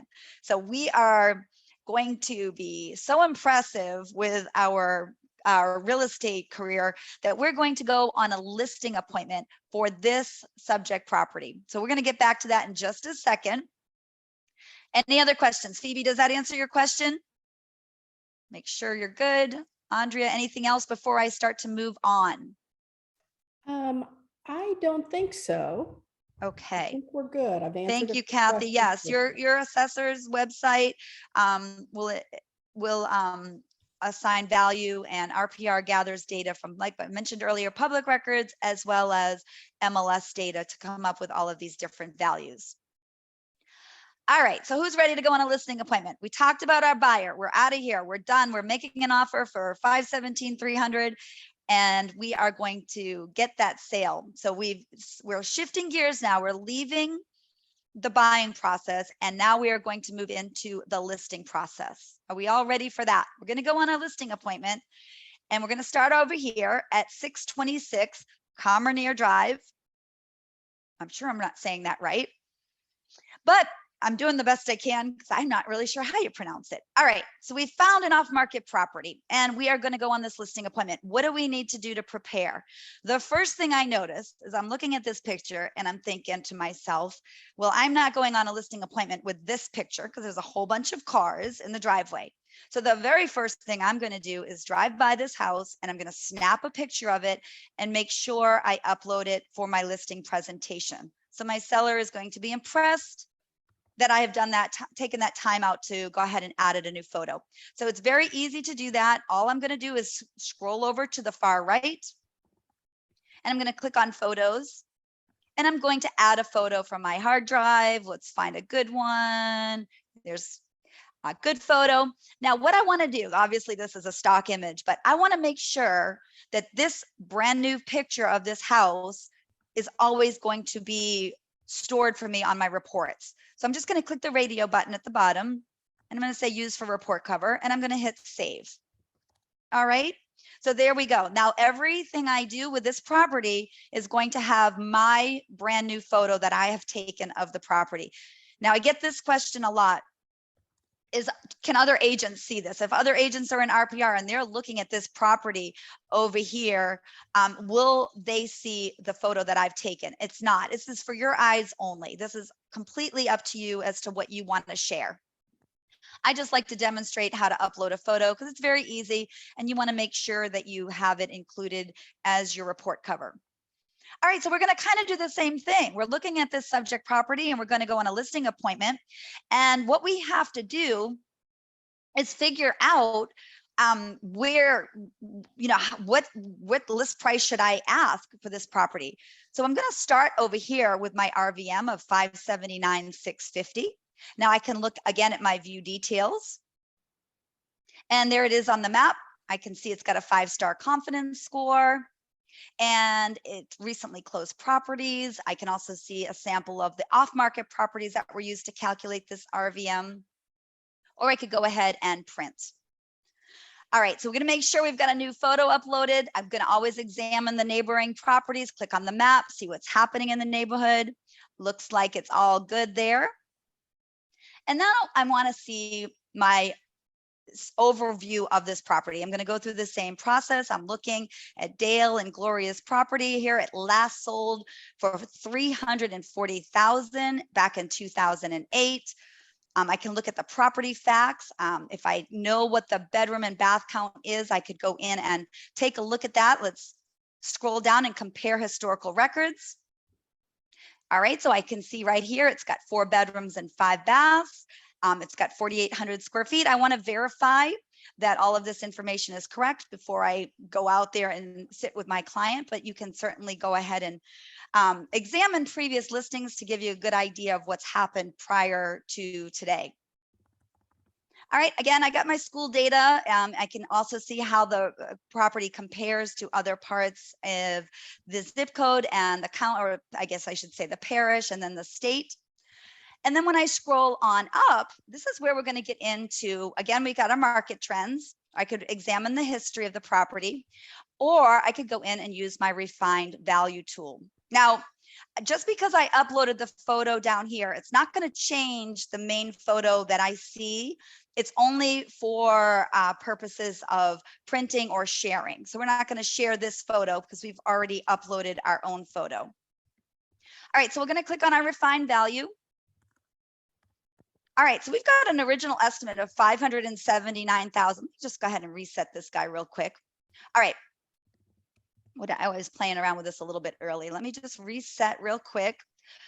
All right, so we've got our refined value, our original estimate of 579,650. Now, what I want to show you here is how you can refine the value based on home improvements. And this can always be a tricky conversation, because if your seller is so excited to brag about all of the improvements that they've done to the house, you have to be able to educate them on how to assign the value for their upgrades. So let me show you how you can adjust some basic facts. Remember, we're at 579,650. That's what RPR is giving this as a value. But maybe you've gone ahead and talked to the client and they've said, they've just done some major renovations, and you want to try to figure out what value those renovations have on the subject property. So we click on our refined value. And if I click on my home improvement category, I have all of these different options that I can choose from. So maybe your customer is telling you, I've just done a very fancy bathroom remodel. All right, and you're going to ask some questions. Well, tell me a little bit more. What does that bathroom remodel look like? In order for it to be classified as an upscale bathroom remodel, it's going to give you a great description of what should be included in that bathroom remodel. And if you're reading this and thinking, well, all right, I've seen this bathroom, it doesn't have stone countertops and 2 sinks, and I could easily go in and change this and make it more of a mid-range bathroom remodel. And now it's going to give me an explanation of what a mid-range bathroom remodel would look like. So I'm going to leave it for upscale, and my month completed is going to be in January of 2021. And I'm going to ask my client, well, what did you pay? What did you, they're of course, I don't even need to ask. They're going to tell me right away. I just spent $50,000 on this brand new bathroom remodel. And you think, all right, 2021, you did a bathroom remodel, $50,000. Does that necessarily translate to them getting all of this money back? When you're thinking about listing the property, how do you know how much that bathroom remodel is worth? Well, we're going to just simply click on add, and it's going to do the math for you. It's going to give me a value of $26,148. And when I go back up here under my refined value, you'll see based on the changes that I've just made to this subject property, I'm up 26,000. And now I have a refined estimated value of 605,000. So it's a great place to start. We're going to get to our CMA portion in just a few minutes, but wanted to show you that the value can be refined based on identified either home improvements, or we all know sometimes our listings have needed improvements. So going back to our home improvements, you can add multiple, like if there's a new roof or maybe window replacements, you can add all of these, as many as you would like, or you can even add your own custom one. Those are our most commonly used home improvements. All right, so if we drive by and we know, we can see that this house needs a new roof. And I don't know what a roof costs in Louisiana, but in Tampa Bay where I live, you can imagine it's going to be about $20,000. So we'll put $20,000. A cost is a cost, right? Your seller is saying to you, I am not paying to have this roof fixed. The new buyer can deal with that. And you're thinking, well, the new buyer is going to expect some type of price concession for the cost of the new roof. So we just enter in a cost, click on add, and now we're down $20,000. So let's go back up to our refined value and start with our 579. And now we're at an estimate of 585. So it's added some for the new bathroom, but it's taken away some for the new roof. And you can do this for anything at all. If you notice that the property needs new grass or it's needs a new paint, you can go ahead and refine the value based on what you have identified as needed improvements. We can also refine the value by market and home conditions. Now we'll see here the local market conditions we determined earlier when we were looking at our market trends that it's still pretty hot. So we'll just toggle this guy over and we'll give it the mid-range, not all the way the hottest it's ever been, but we'll make it a little bit hotter. Now, the exterior condition, we know, we looked at it, we said, oh, it needs a little bit of work. We'll just go ahead and toggle this guy over a little bit. Interior condition is pretty comparable. Maybe you've gone out and previewed some of the comparable properties. And then our lot size, our view, maybe our view is just a little bit better. So we just toggle these guys over and we're going to get an adjusted value change now of 32,671. So let's go back up to our top. Here we are, we're at 618,470. And you can do this for your subject property just in advance of the listing appointment based on your knowledge of what you've seen on your drive-by, or perhaps your conversation with the seller. You can go ahead and refine the value here under our refined value tool. So now is a good time to stop and check in with the chat. How we doing? So how to determine cost of items from comps to add or subtract garage? That is a really great question, Andrea. The reality is you really have to do your research in terms of knowing what to assign. If, I know what a roof costs in the Tampa Bay area. I'm not sure what it would cost to build a carport in your area. So you might want to get on with some appraisers and kind of figure out where to go from there. And also I would really suggest that you talk to your broker about how to add. The good thing about our refined value tool is it's adjusting for depreciation. You can see here. So if you can use the refined value for home improvements, definitely use that because it will account for time of the year that the improvement was completed. All right, so let's go back out. Question, I hear a question. This is Andrea, Janelle, and I was just going to say there were several comments about the initial properties used in the RVM. And I just say again, the RVM is a computer generated model and it takes a certain select of properties that maybe you would select, maybe they wouldn't, but that is the point of you having the refined value tab, that you place your knowledge and make appropriate adjustments and then follow through then as well with the CMA.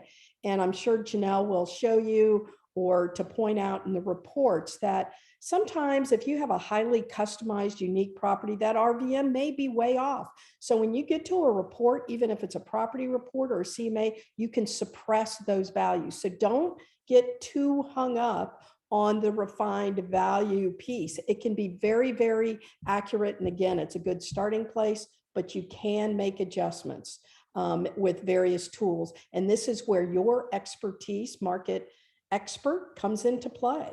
So with that, Yes. I'll turn it back. Okay, thank you. It is a really great tool. If you're just having that awkward conversation with a seller that thinks that they're going to get every nickel they spent, you know, they're not factoring in that, you know, their tastes might be a little bit different than some of the others. And, you know, there are depreciation factors. So it's just a great starting point if you're going on a listing, a presentation, and you're not really sure what value to assign to certain upgrades. But it's definitely not the end all. You want to do your own research. And as you navigate the site, you're going to become such a local expert that you're going to be able to do all of this right off the top of your head. All right, let's move back and start the process of our CMA. We've got our property information page. We know we're not going on our listing appointment with all of these cars in the front. We've uploaded our photo. If I wanted to add any notes to the property, I could add notes here as well. So we're going to go in and click on our CMA, and we're going to go simply search for some comparables. All right, so when I click on my CMA, I have two different options. I have my comparative analysis, and I like to call that my quick version. And I also have my sales comparison analysis. And I'm going to demonstrate the comparative analysis because we are going to run out of time, and I want to leave time for you to see how to search public records to build our farm list.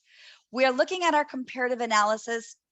If you are confused by what the difference is, I'm going to tell you real quickly, this is kind of the shorter version, and the sales comparison analysis is, like it says, a more detailed evaluation. This is where you're actually assigning value to things like bedrooms and bathrooms to the comparables. So it's a bit more comprehensive. You can also weight the comparables differently if you choose to do so. So the comparative analysis is a quicker version of the CMA. Again, if you forget what the difference is, just click on what's the difference and it will explain it to you. All right, so we're looking at our home facts. First thing, you'll notice here, when I'm building my CMA, I have 5 steps to building my CMA. The first is to confirm the facts. All right, we'll scroll down. We know that this property has, we said 4 bedrooms, and I think we said 3 baths. We're just going to go ahead and make sure that this information is all accurate. And then we're going to go ahead and confirm our facts and close. Oh, it's going to want my square footage. I think it was 2,700. If I'm talking, so I'm forgetting a little bit where that square footage was, or I could go back and check it out, but I'm going to go ahead and confirm our facts and close. All right, so that's always going to be step 1. Make sure you've got the facts about the property secured. You'll notice square footage and bedrooms. And then we're just going to simply go in and find our comps. All right, we'll take a look and see what we've got. We've got 3 bedrooms, 2 baths selected, and it's automatically going to default to active, pending, active under contract, and properties that have closed. Now it's going to also default to within the last 3 months. And it's going to give me a basic overview of the price range and the living area square footage. It's going to default to what the system thinks is the best search for comparables. But I could also customize this. If I don't want to look at comparables that are 2,000 square feet, I could change that to 30 or change it to 3,000. I could customize any of these different details about the properties. So then I click on search, and I found, just like that, 5 sold properties that I could use as comps. Now, when I scroll through here, I'll notice that this guy here on Petit Bordeaux, I'm hoping I'm saying that right, 43 days on the market, it closed for 381. I can scroll through here and decide which comps that I want to include as part of my CMA. It's as easy as just clicking and say, well, definitely include this guy. It's half a mile away. We'll add as many comps as you want. Always try to get at least 3, and we'll go ahead and bring that guy in. This one's a little bit smaller. And you guys get the idea. You're selecting your comps, and then you're going to want to make sure you include some of your active properties as well. So we'll go ahead and add this one in, this guy, and we'll grab this one. And do we have, here we go. We'll get rid of this guy for 360 that's under contract, but it's pending. So we'll remove that for right now. And do I have any others that I'd like to include? This one here. So we're just going to go through and select the comparables that you feel are most similar to your subject property, the property that you're going on the listing appointment for. So we'll go in and now just simply click Update Valuation and Close. All right, so there we go. We did our searching for comps, super easy. Obviously, I don't know a whole lot about that particular market, so you're going to want to be the expert and zone in and pick the comps that are perfect for your subject property. And then from here, we go to step 3 and we just make our adjustments. So to adjust our comps, very easy. The first thing I like to do is sort them by status. So you'll see that the closed properties came up first. If I click over here next, I'm going to put these active ones in first place. So there's one. That's just the way my brain works. I like to see actives come up first, then maybe pendings, and then closed. Just organize them any way that you think makes it easier for you to present to your customer. So if I go back out here and I'm looking at my subject property with all the little cars out front, I can go now and adjust the comparables based on what I've seen. Here's that one over here that's active. We talked about that property a little bit earlier. Is it better? Is it worse?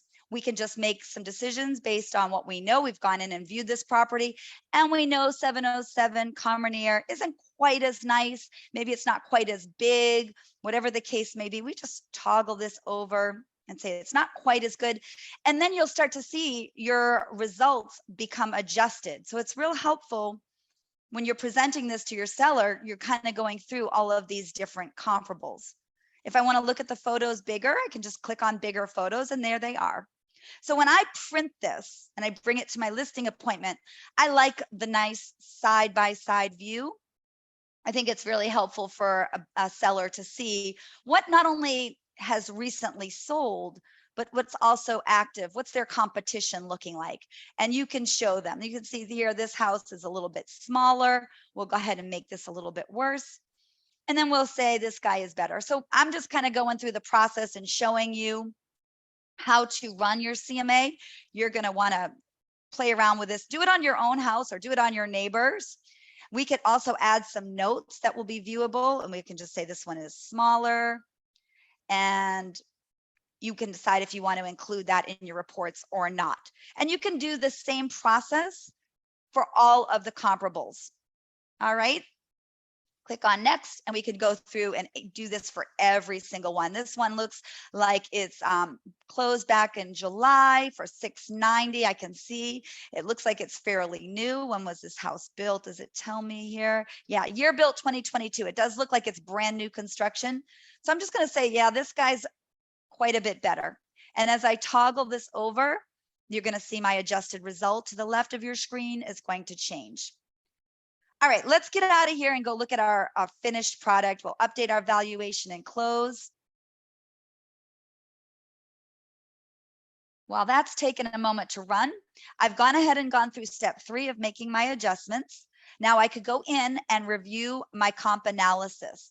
Now this is what Andrea was mentioning earlier. Under our step 4, where we can review our comp analysis, I could edit this. I could enter in a value. Maybe I want to list this house for $600,000, or I could recommend a price range, $550 to, we'll say $600. So maybe $600 is the high end. You can go ahead and recommend a range, recommend a price. It's really up to you. A lot of agents don't like to recommend a price until they've actually sat and visited with a property owner and got a feel for what the houses really looks like on the inside. So you can choose to include or exclude these figures, however you want to approach it. Just wanted to show you that you do have this as an option. We can go ahead and click save. And then that is it. We have gone ahead, confirmed our home facts. We've got our searching for comps is done. It was super easy. The whole process took me less than 10 minutes. I made some quick and easy adjustments, and then I simply reviewed my comp analysis. And now all I have to do to create my CMA is create my report. Click on create report. Now, while I have you here, before I click run report, you'll notice that this seller's report is 81 pages long. That's an awful long time. I mean, an awful long report. So you may not want to include all 81 pages. You have the option. You can view a sample of all of the reports, or I mentioned earlier, you can customize your report. So if you want to include your resume or things to do in the area if you're working with the buyer, or maybe you just want to get rid of some of these extended home facts, you just simply unselect and they will be removed permanently from your CMA. So you could remove your refined value. Remember, I had created a refined value based on that master bathroom, but I don't want to include that in my report. I just unselect it and it is gone. And then all of this other information, you can select or unselect whatever pages that you want. And what's really cool, if you're not sure what a page looks like, click on the little help bubble and it's going to show you a sample of what the page will look like. Now, obviously, I do not want to exclude my market activities, certainly not. So I'm going to go back in here and make sure that I have included all of those as part of my report. If I want to include my recommended pricing strategy, I have the option to do so. And then if I want to go ahead and just simply collect, oh, here, suppress estimated value. You could either include or suppress the estimated value for your subject property. Hopefully that makes sense. So if you don't want that estimated value to appear on your report, just click suppress estimated value. And then from here, all we have to do is run report. One thing I didn't show you is how to add a custom page to your report. So I'm going to take you there really quick. Under our seller's report, if I click on manage custom pages on the far right, all I want to do is add custom pages, maybe my resume or client testimonials or sales histories, my sales volume numbers. I can upload any custom page that I would like. All right, so that's over here under manage custom pages. Remember, you want all of this data to be customized with your information. And then on your cover page, you can also decide, do you want all of this information to be included? Your brokerage logo, your office name, address, all of that stuff. You can select or unselect these different cover page elements over to the right. And now from here, all I'm going to do is run my report. Now it's going to take a few minutes for it to run. And since we are at the top of the hour, I am going to shift gears while my report is generating, and I'm going to start working on some prospecting. So before I do that though, I want to show you at the top, this is where my seller's report is finalizing. It's going to take a couple of minutes, and once it's done, it's going to pop up and say, we're all set, good to go. So if I go back out to my subject property, I do want to show you one more quick thing before I move to prospecting. 626 Carmanier. We did a quick version of our CMA. If you want to look at the more comprehensive version of your CMA, I'll show you what that looks like and how it compares. We're just going to click on CMA. And I'm going to shift gears. I'm just going to move my radio button from the comparative analysis, the quick and easy version, to the more comprehensive or more detailed evaluation.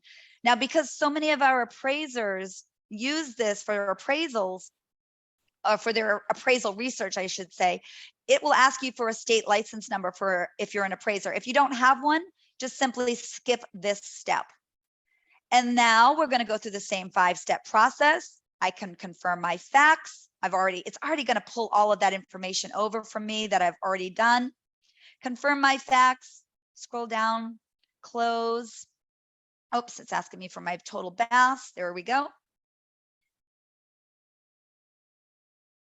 All right, now when I search for comps, it's going to ask me really nicely, do I want to use the comps that I've already chosen? And the answer is absolutely. Why not? I don't need to do all of that work again. I'm just going to click yes, and I'm going to grab my 8 comps that I've already found.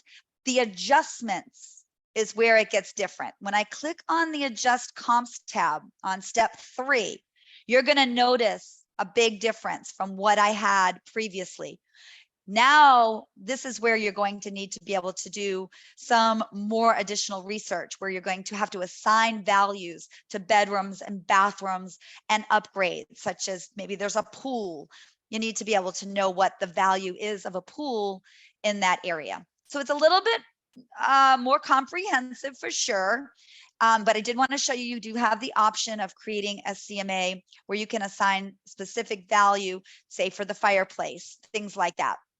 Also, another big difference in this different CMA process is the ability to weight comparables different. So obviously, comparables probably are not going to always be weighted the same.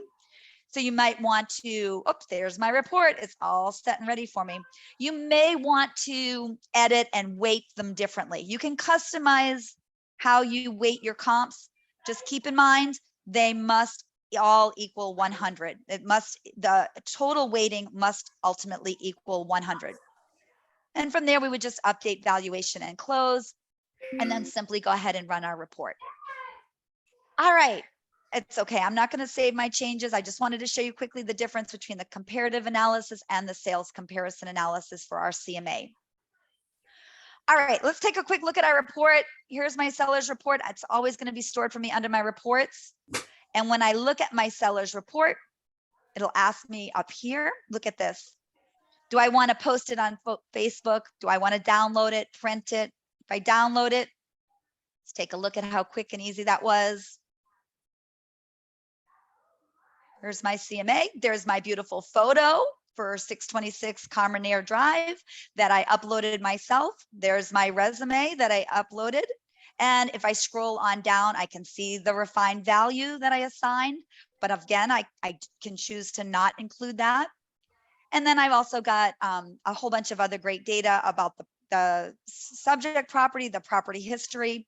But when I scroll down, this is where we get really into it. This is the side-by-side view of the comparables that we selected for our subject property. There they are, side by side.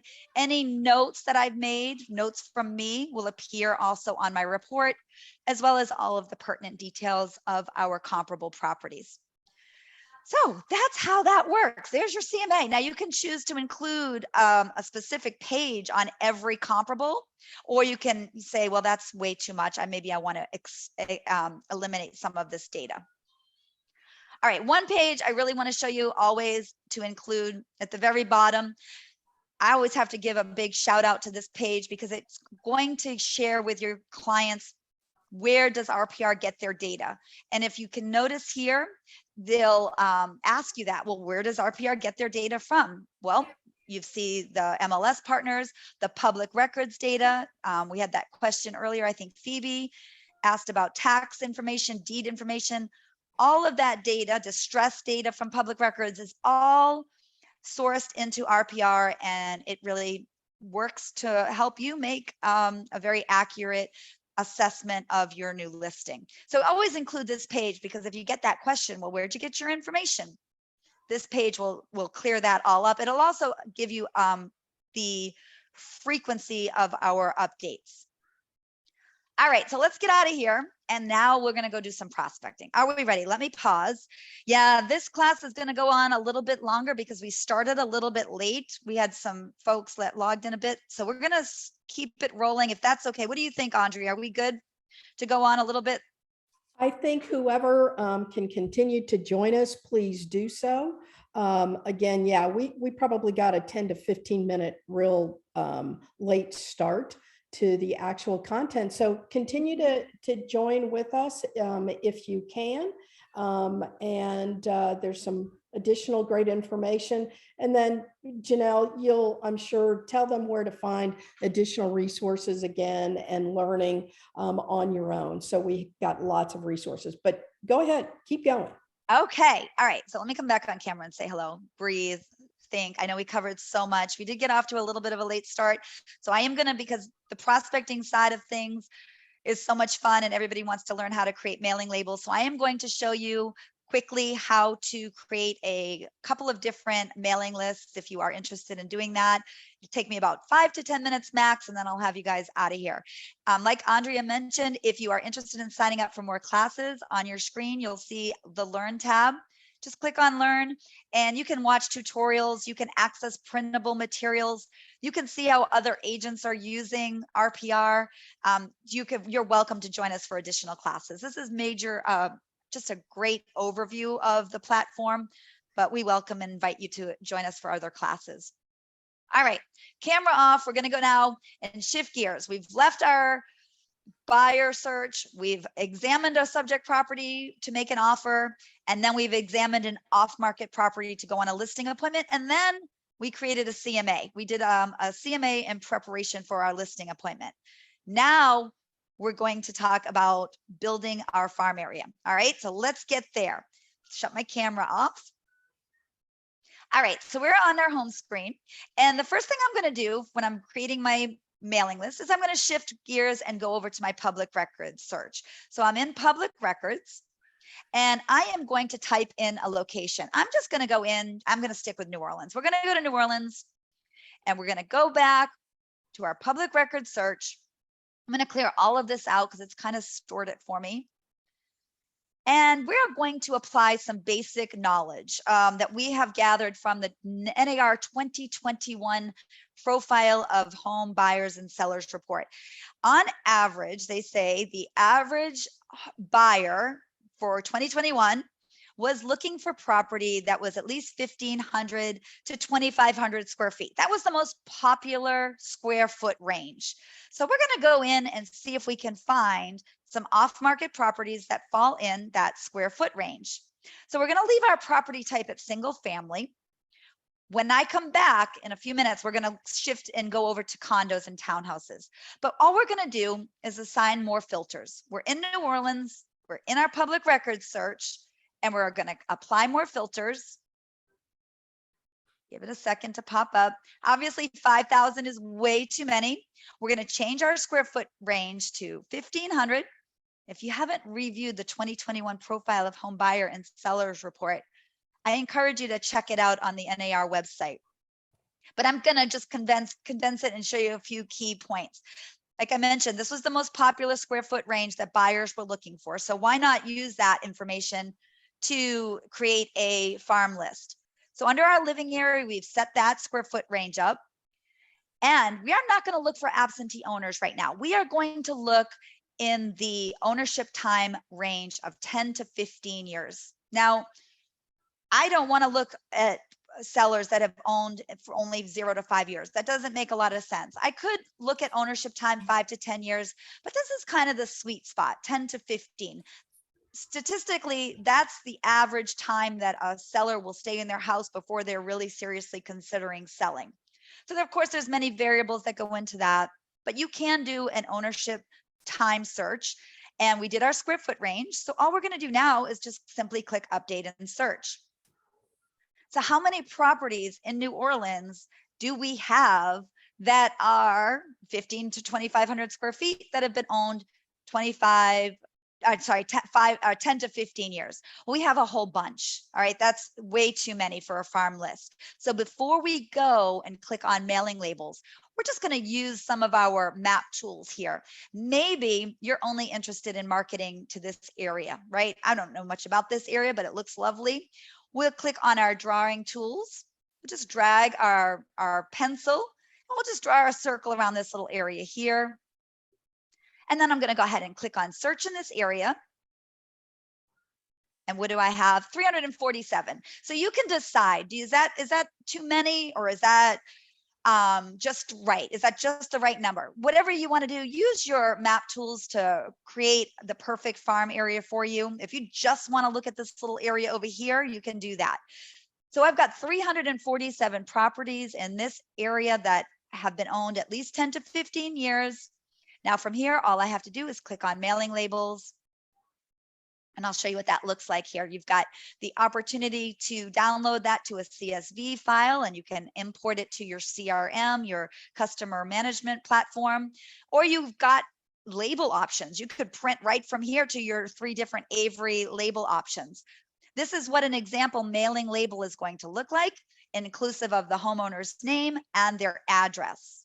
Now you could also shift it from address being owner's name to owner's name and or current resident. That's what it's going to look like. So it's super good because if maybe they are renting it out, it's going to go to their name as well as the current resident. Now, very important, I want to exclude properties on the do not mail list. Down here on the bottom, that's already selected for you as a default. But I also want to exclude listed properties, just in the outside chance that something's listed. We don't want to send a postcard to them. So we'll click on exclude listed properties. And if you'll notice over to the right of my screen, that number didn't change. I'm still at my 346.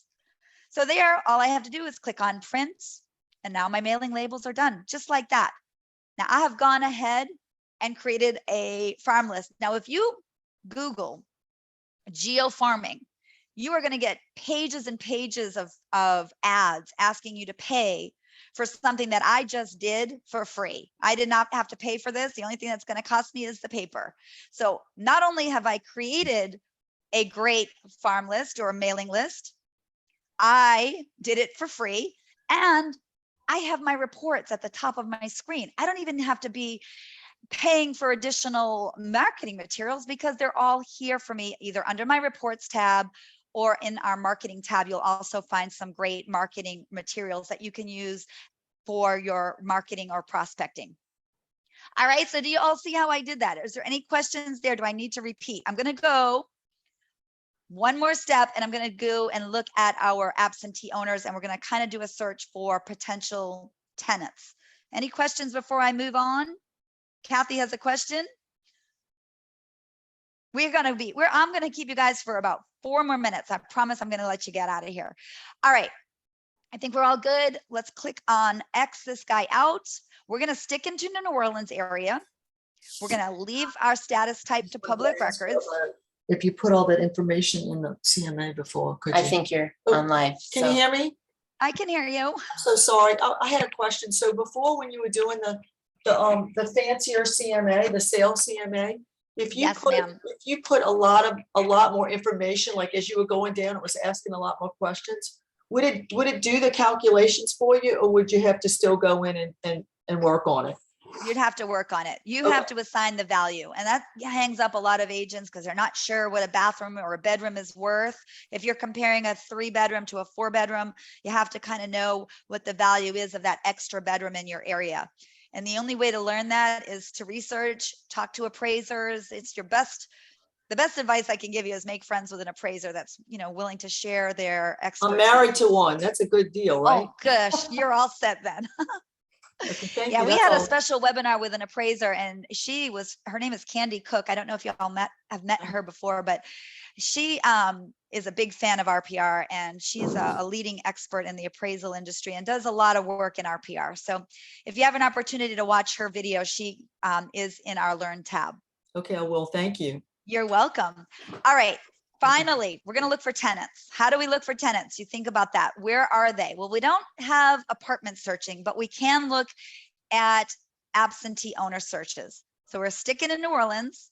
We're looking at our public records. We're going to switch gears. We're going to leave single family. We're going to look at condos.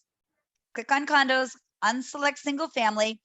And for my more filters, what I'm going to do, shut my camera off here. For my more filters, I'm just going to scroll down. I don't really care about the living area because I'm looking for tenants, right? I'm not looking to market for a listing now. I'm looking to find those folks that are sick and tired of paying crazy high rent, and they are ready to buy. They need somebody to help them find a house. So what I'm going to do is go down here and look for absentee owners. And I don't care how long this property has been owned, because again, I'm not reaching out to the owner, I'm reaching out to the occupant. So I'm going to unselect ownership time. I'm going to click update and search. I got too many results. Let's condense that a little bit. Let's make it where we're looking for 2 bedrooms to 3 bedrooms. We'll go ahead and try that. Oh, I'm not getting any results. Maybe that's because now this morning when I tried this, I had 100. Geez, I had 106. So let's see. Let's try this. We'll add more filters to our absentee owners. And let's see, we got condos and townhouses. Oh, I know why. I'm getting out of New Orleans. I'm going into the zip code. I'm going to go specifically to the 70056 zip code because I know this one worked for me earlier today. I'm in my public records. I'm looking at condos and townhouses. I have 225 condos or townhouses that are owned by an absentee owner. Maybe that's too many. Then I'm going to go back over to my drawing tools, grab my freehand, and maybe I'll just draw a little circle around this little area here. Search in this area. Now I have 27 properties. That's a great number to start with. All I have to do, if I want to look at the properties on a side-by-side view, I can click on my grid view. There they are. They sure are condos that are off market, and they are owned by somebody that is classified as an absentee owner. So from here, all I want to do is click on my mailing labels, and I want to make sure I select either owner name and or current resident or just current resident, and then simply click on print. And now I've got mailing labels all set for my tenants. There they are, current residents, all properties, condos or townhouses in this 70056 zip code that have been owned, that are owned by somebody that does not live in that property. So hopefully that makes sense. Questions before I finish up with my PowerPoint? Before we go on, let's talk. We talked about prospecting. We talked about prospecting in all forms. We talked about characteristics of home purchased. If you just want to recap the NAR profile report, just to keep me honest here, this is directly from the profile of buyers and sellers. There's your square foot range, 27%, wanted 1,500 to 2,000, and 26% wanted 2,001 to 2,500. The median seller tenure in home dipped a little bit in 2021 from 10 to 8 years, but you can go ahead and decide what you want to search by. And again, this is directly from the NAR website, so you have access to that if you choose to go there. There was our subject property. We already took a look. Now I want to quickly talk about the RPR mobile app, and then we are out of here. This is our mobile app. It is excellent if you want to create a buyer's tour, you want to research properties, you want to do basic searching without being at a desktop. That's what it looks like. The buyer's tour report you can create and send to your buyers before you take them out showing property. So if they say to you, nope, I'm not interested in that one, you simply remove them from the buyer's tour. And you're basically giving your buyers a heads up of what the lineup of your showings is going to be. You can also create a CMA from the mobile app. So you pull up a subject property and create a comp analysis, and you can go through the simple 4-step process and then easily share it with your clients. So think about that if you're out to dinner and someone says, hey, what's my home worth? What's going on? You've got your mobile device and your RPR app. You can go ahead and create a CMA and literally email it to them right while you're still there. I mentioned earlier, you can also call the agent and you can create all of those different reports. All right, so that's it for me. What's next? I just want you to focus on your business needs, get familiar with your homepage, create your own searches, practice with the system. Reach out to us if you need help. Just get in there and play around. You can't hurt the system. Let me go ahead and bring it back up. I want to show you really quick where to sign up for more classes if you're interested. Thank you for spending your 2 hours with me today. Andrea, I can't thank you enough for backing me up and answering some of those behind the scenes questions. If I click on my Learn tab at the top, I go to View More Ways to Learn. There it is. These are our webinars by date. If you want to sign up for additional classes or you want to access some of those printable materials or marketing materials that I mentioned earlier, you can go ahead and access all of that. These are our upcoming classes, the prospecting class and the CMA class. We get to spend a little bit more time. I wanted to kind of give you an introduction to all of these different tools, but you are welcome to join us for as many classes as you like. I think that's it for me, folks. Kathy, Cashman, thank you for your kind feedback. You guys have been great and patient because this is live and sometimes things, don't work exactly like we hope, but hopefully we'll see you again in future classes. Anybody from Louisiana want to come back on and say goodbye to our folks? Yeah, thank you all for attending. There We'll is, go on ahead and get this submitted over to the Real Estate Commission, and please let us know if you have any questions. and Andrea, I have another question. yes, one that probably is pretty critical. Many of you wanted to know where do I access RPR? So the website is www.narrpr.com, which I just put in the chat, but many of you have a link to RPR from your MLS dashboard. You'll see the RPR very distinctive icon, the color, I call it the Skittles icon. So, but you can bookmark directly narrpr.com, but for many of you through your MLSs and your dashboard, you'll have a link to RPR, or you'll even have links from embedded from your MLS. So if not, narrpr.com. Also, the help desk, I just put that support number also in the chat 24/7.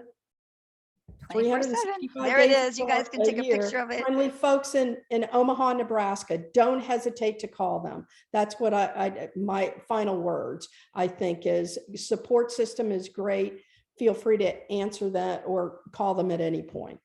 Yeah, even me in Tampa, I had to call this morning. I was having a little technical glitch. Yeah. And 20 seconds, she had me all set. So don't hesitate to call, and also reach out to the training team. There's a couple of us in the training team, and we are here to help you. We're always happy to support you and help make things easier on you. We just really want to make sure you're the most efficient, productive agent, and that you're using all of the resources that you are paying for as part of your NAR subscription. So please don't hesitate to call us. I am here for you. I love helping you folks. So it's been a pleasure getting to meet some of you today, and thank you for having us. Hopefully we'll see you again in future classes. I'm going to go ahead and sign off. You guys have a great afternoon. Bye. Thank you.